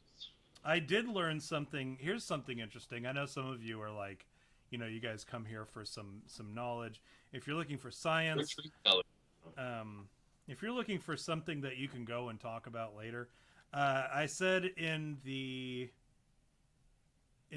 definition originally, I said that the great filter is anything that prevents non-living matter from undergoing abiogenesis in time to expanding life, lasting life as measured by the Kardashev Scale. Abiogenesis. There's the definition of that. The meaning of the word is actually origin of life, which you can break down from bio and genesis. Genesis meaning the beginning, bio meaning life. But is the Genesis either Peter Gabriel or Phil Collins? Which one are we You're talking thinking of the Sega Genesis. I'm the first sorry. Sega system. That's even I had Sega CD. No, for the first one, there were some people who had Sega Saturn first, and I remember I know some people who had a Sega Dreamcast first, and that put a sour taste in their mouth about Sega. And I said, no, you got to understand the Sega Genesis, and then the Sega 32X, and then the Sega CD, Sega Saturn, Sega Dreamcast, and then it just kind of like pittered out after that. Miscalculation on the part of Sega, which is why now they answer to Nintendo, which is kind of depressing. But Nintendo's doing pretty good. I'll give them that. I have my Nintendo Switch. I've been playing the shit out of Pokemon Legends right now. But abiogenesis, Genesis being the beginning, bio meaning life, and a meaning of itself, right? Like from itself. So like when you say asexual, sex with oneself, to reproduce. Atheist, no God, essentially. I mean, we could go on and on talking about the linguistics of that, but you can see here basically saying without life beginning, so beginning life without life too. So you can go come from either direction. However you want to do it, you end up basically coming up with life from nothing. And the actual definition of abiogenesis is the natural process by which life has arisen from non-living matter, such as simple organic compounds. Now, this is where it kind of got interesting to me because, you see science and there's like some kind of confidence in science usually where they're like, hey, this is how it played out. And if you don't believe this, then you're a nut job Christian. When I was looking into this origin, we hear about the Big Bang and the theory of evolution, and we hear about that, and that's just the way it was, right? That's how it's presented. Even as I was looking at abiogenesis, while the details of this process are still unknown, the prevailing scientific hypothesis is that the transition from non-living to living entities was not a single event, but an evolutionary process. Biogenesis is the production of new living organisms from other living organisms. So like when you look at the origin of the Big Bang, they don't know how it happened. They can tell you like 1/quintrillionth of a second after the Big Bang what happened. They can't tell you what happened. Even from the transition of like no life to life, they can't tell you what happened. But they're so confident. It's almost like when they say, "Hey, this is how it went down." And then you're like, "Well, what happened before that?" They're like, "Shh, don't worry about any of that. We are talking about this is how it played out." So, and I'm not going to sit here and I'm not going to like browbeat you and be like, Christianity, the creation story is how it is and whatever. I'm not going to sit here and browbeat you because there are some people who think that one can coexist with the other. I was one of them for a long time. And I'm not going to sit here and I'm not going to, again say science isn't real, because I know there is some science that is accurate. But when they say that, hey, this is definitively how it went down, and then you say, well, what led to that event, or how did it get to that event, you're telling me like it's almost like we're starting like 3 seasons in and you're just like, hey, this is how it is and this is how it went down, and you're like, well, what happened in seasons 1 and 2? And they're like, well, I don't know, we only have seasons 3 and 4. Yeah, so, if your answer is, look, don't think about it that hard. Yeah, don't put too much effort into it. Come on, guys. Let's just look. So, and this is what happened. We've all moved on. Now, which is crazier to you, Jerry? Now, my obviously, I say God created the universe. He created the heavens and the earth, according to Genesis 1:1. That's just how it went down. And that's, if you ask me, hey, source that material, I'll say, okay, Genesis 1:1. I just did source you that material. That's the source. That's what I have. That's now. And if they say, oh, well, come on, that's not a source. I'm like, okay, well, what's your source for the creation of the universe? Well, the Big Bang. This happened, and this and this. And the Big Bang that I can't explain. I'm like, well, what happened? Like, you say 1/quintillionth of a second. What happened like right before that? Because that's not at like 0 second. That's at 1/quintillionth of a second. You're so confident that this is how it played out. What led to that creation event? And even like the Big Bang theory, like presents this it sides with the creation being the cause of it. So it kind of blows my mind, like, because being a guy who was like, well, the Big Bang and evolution, I mean, it is in line with the teachings of the creation story. You can make that distinction, and based off of scripture, you can do that. Me being that guy who at one time believed that, I'm at a point where I'm like, well, science, you're not doing it for me anymore, because you can't present to me evidence that any of this is true. You've told us that this is like the scientific explanation for it, but you cannot prove it. You cannot explain it. Even the stuff that's going on right now, you cannot prove or explain. So, like, I've lost a lot of, and especially now with the pandemic, if they thought that people were being ignorant before, and they were saying, well, science, or like anti-science or whatever, if they thought like now is the time, like, to start being like, well, the fucking, you guys are anti-science. Well, yeah, we're anti-science because you just spent the last 2 years gaslighting us, dude.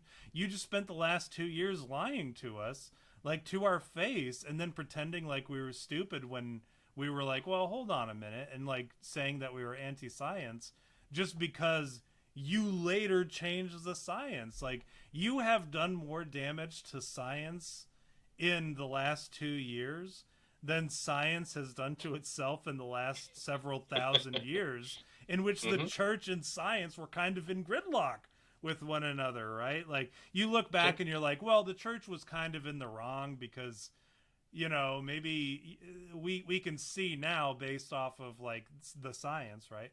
We can see now that the earth orbits the sun, right? And that the moon orbits Earth, and it's not that the sun and the moon orbit Earth or whatever. We know that that's not the case because fucking science. But, and the church was like, well, no.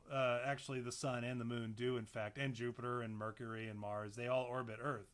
And you're kind of like, well, the church was being out of line. But now, after seeing science, I kind of like feel like apologizing to some of these old church officials who went to bat for the idea that the moon and the sun and Mars and Jupiter all orbit Earth. Like, I kind of want to go apologize to them and be like, hey man, like, I said some pretty fucking hurtful things about you guys in my youth. And I want to make it clear that I was wrong. And after all of this, after these last 2 years, the damage that was done to the scientific community by science of all people. And if you open up the idea of like, oh, it was this last 2 years, sure. But then that allows you to focus, because some of your arguments about, oh, science is infallible, as I've been trying to say over the last 2 years, while changing it every second.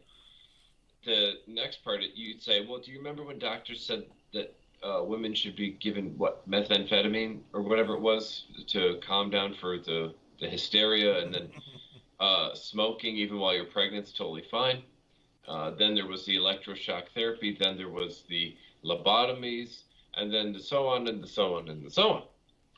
So, you add. The funny thing is like, even if you were like, well, these past 2 years, it was just a crazy time. You'd go, well, it's funny you mentioned that, because in non-crazy times, or potentially other crazy times, I have many instances to show you where science done fucked up. And it honestly has gotten to the point where, given what has happened, if someone said to me, there was a theory out there that only once we finally all accept that we're on a flat Earth will we finally have aliens, I'd go, you know what, that lines up. I totally get it. You know what? We all have to believe the flat Earth, and once you do, you will see aliens, and you'll all get a Babe Ruth rookie card. I believe it. I would believe it. Jerry, I am inclined to believe in the flat Earth. I talked a lot of shit, and again, I feel like apologizing to the people of the church from the 18th century and previous, because they said that the Earth was fucking flat, and I said, no, come on, don't be silly. And even until like into my late 20s, early 30s, mid 30s, even I was still kind of like, the flat Earth, it's a little silly, but. Even like when Homeboy came on the show and said that the Earth was flat, the true Earth theory, right? Even when he came on, I was like, well, I don't know, maybe it is, but also like I've been told otherwise my entire life, and I've seen a lot of evidence that the Earth is not flat. Like with my own eyes, I can like you guys can, and when they show me math that says that the Earth is not flat, I don't get it. Like I don't get math at all. Yeah. But when people. The more like people would show me math and they're like, well, here's how we know that the Earth is not flat. And then they show me math and then I'm like, well, I don't get it. And they're like, you don't have to. Smart people will get it and they'll tell you that the Earth is round, right?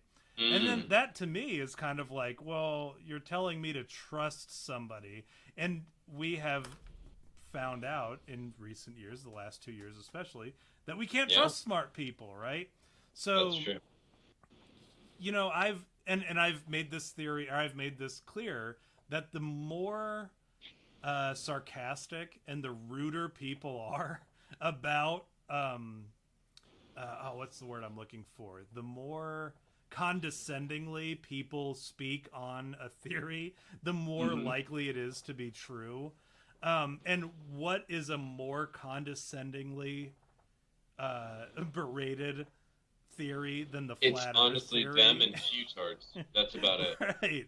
So like when people do that, again, we're talking, and these are the same people who are like, oh yeah, right, like the fucking virus leaked from a Wuhan lab. Yeah, okay. Right. The fucking masks don't work. Yeah, right. Oh, yeah, right. The fucking vaccines are causing blood clots. Oh, the vaccines don't work, and people who are vaccinated are getting COVID. You know, like we see this for the last 2 years. Yeah. And we've been right. And these condescending fucking attitudes, all these people... And now we're finding out that, oh, yeah, the most condescending people were wrong all along. Now I'm like, well, those same people are the same ones who are like, well, oh, yeah, right, like the fucking Earth is flat. Oh, well, the math checks out, smart guy, so I know for a fact that the Earth is round. And, oh, the math further checks out that the universe is blah, blah, blah. And that the Earth has existed for 4.3 billion years. The math all shows that. And, oh, the science is settled, you fucking bigot, and the climate's changing. You know, you think that the climate's not changing? Oh, here we go. You know, it's all the same people doing this. When you, like, record, do yourself a favor. Look at whenever somebody condescendingly says something... Log that. Be like, oh, well, this fucking asshole just said that. Oh, yeah, now I have to look this up, yeah. Condescendingly said that the Earth is not flat. Okay. Next time you catch him, condescendingly said that the vaccines aren't giving people blood clots. Oh. And don't worry, you'll be able to answer them because it'll be at their funeral. And right. And, these are the situations. You do that, keep track, and all of a sudden you're going to start seeing all these things that they condescendingly say come true. And you're going to say, well, they said that about this and this and this and this and the other in exactly the same condescending tone. So, flat Earth is probably real, man. Earth is probably only 5,000 years old. I don't know. Jerry, what have you got to shill for the episodes? We did go over a little bit, but, you know, whatever. Who cares? I think so, yeah. Ginger ice cream. I would say watch out for the red rope licorice as well as the ginger ice cream. There are bad batches of both, and it is what killed Chris Farley. And Bob Saget was beaten with a baseball bat or some other object. Don't let anybody else tell you anything, unless he was the guy trying to tell the aliens we have a flat Earth, and they said we're not ready, and they just killed him. Bob Saget was killed trying to reveal flat Earth. But yeah, and the aliens stopped him. Megabit's in the chat saying that the mathematics that the Earth can be flat, it has to be that it's a donut shape and that it's an Asian guy. And if there's one person on this planet that I can trust, it's an Asian guy, not a Chinese guy. They have to be like Asian but not Chinese. Sure. In order for me to take them seriously. I had a situation with my television, and I went down to Target and I asked about a Roku stick and a return policy, and it was an Asian woman who described the situation, her thoughts on the chances of success, and I'll tell you, Tom, I bought that goddamn thing, and now, admittedly, we got a new TV after all as a nice gift from my parents, but still, I made my actions based on. Oh, she's an Asian lady. Yeah, she's an Asian lady in the tech section of the Target, I believe her. You know what I mean? Did you try to talk her down on the price? No, but she was nice enough not to rush me along, even though it was late in the night, while I asked her if I could go get some candy and then come back to the tech section. Nice. Because you know how they like to ring you out in those sections. Sure. Yeah, they got to get you out of there quick because they want to go in the back and they want to flirt with the coworker. That's they've right. been, whatever. I was going to make a joke. They want to get their box banged on a bang box. I was going to make a joke at the beginning of the episode, but I forgot. Just to be honest, I forgot. Save it for next one. No, I got to say it now. I've already committed to it. I was gonna make a joke about why I was in such a bad mood. I guess the opportunity really never presented itself, but I was gonna make a joke about why I was in such a bad mood was because I hadn't gotten a call from a certain veterinary technician that I was waiting to hear back from. But it never presented itself, so no. I could have also done that during my wife. Poor Tom was just poor Tom was just sitting there left to twiddle his hair and think about her. I do. I sit here and she's over there doing this number, and you're twisting your hair. I'm doing this number. We're just very clearly into each other, but neither one of us has the situational awareness to know what's going on. Yeah, I don't really have anything to talk about here either. My best advice to you guys is when you are, because there was some confusion in the chat earlier about how they couldn't make it happen when they were trying to I think it was Jadogi. They were trying to get a video, like a movie, discounted at a store, and Best Buy, they weren't having it. Some of them they were allowed to make it happen, but some of them they weren't. Here's my best advice to you when you're trying to, and this works too when you're trying to get some shit fixed, because I did this several times this week actually. We had a situation with Ashley's Furniture. Instead of saying, hey, is there any way I can do such and such? You just go ahead and say it as if, hey, this is what you're going to do for me. Instead of being a question, you do it as a statement. So you have to prepare yourself for this because it's tough. We as people, typically, we want to be kind to other people, especially when we're in a situation where our palm is up rather than overhand, right? You come in underhand to situations where you're not necessarily the authoritative figure, especially when you go to a store. Sometimes you recognize that, hey, the ball is kind of in their court, but you're going to try to get what you can from them. But so you come in with an underhanded approach. If you come in, you have to train yourself to come in overhanded.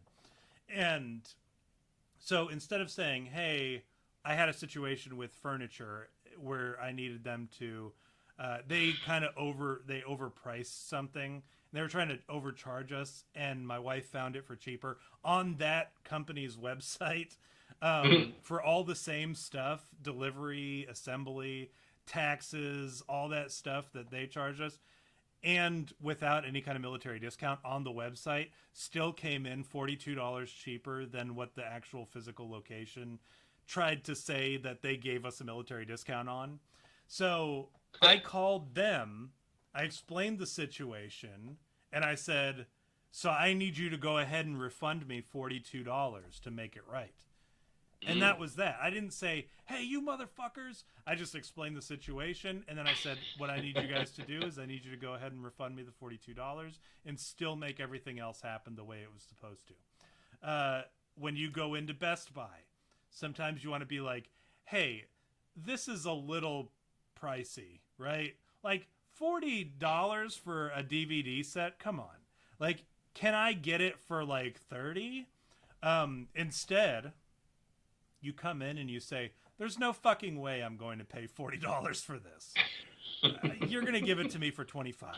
You know, and then they might negotiate. They might say, I can't do 25. I can do 30. And you go, all right, that's better than 40.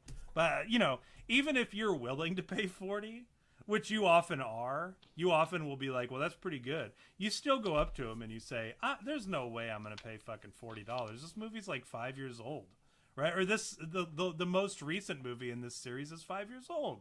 Or this DVD set came out 5 years ago. I'm not fucking paying $40. What are you, crazy? I'll pay 25, and that's it. And then they'll go, I can't do 25. I'll do 30. That's how you do it. If you come in and say, hey, can you knock off like $10? They're going to be like, no, I can't. But if you pit them in the corner and you say, I'm not fucking paying $40. And then if they say no, say, well, then I'm just going to leave it here. And you could put it away. I'm not bringing it back. That's when you're like, well, I'm not bringing it back. I'll put it right here.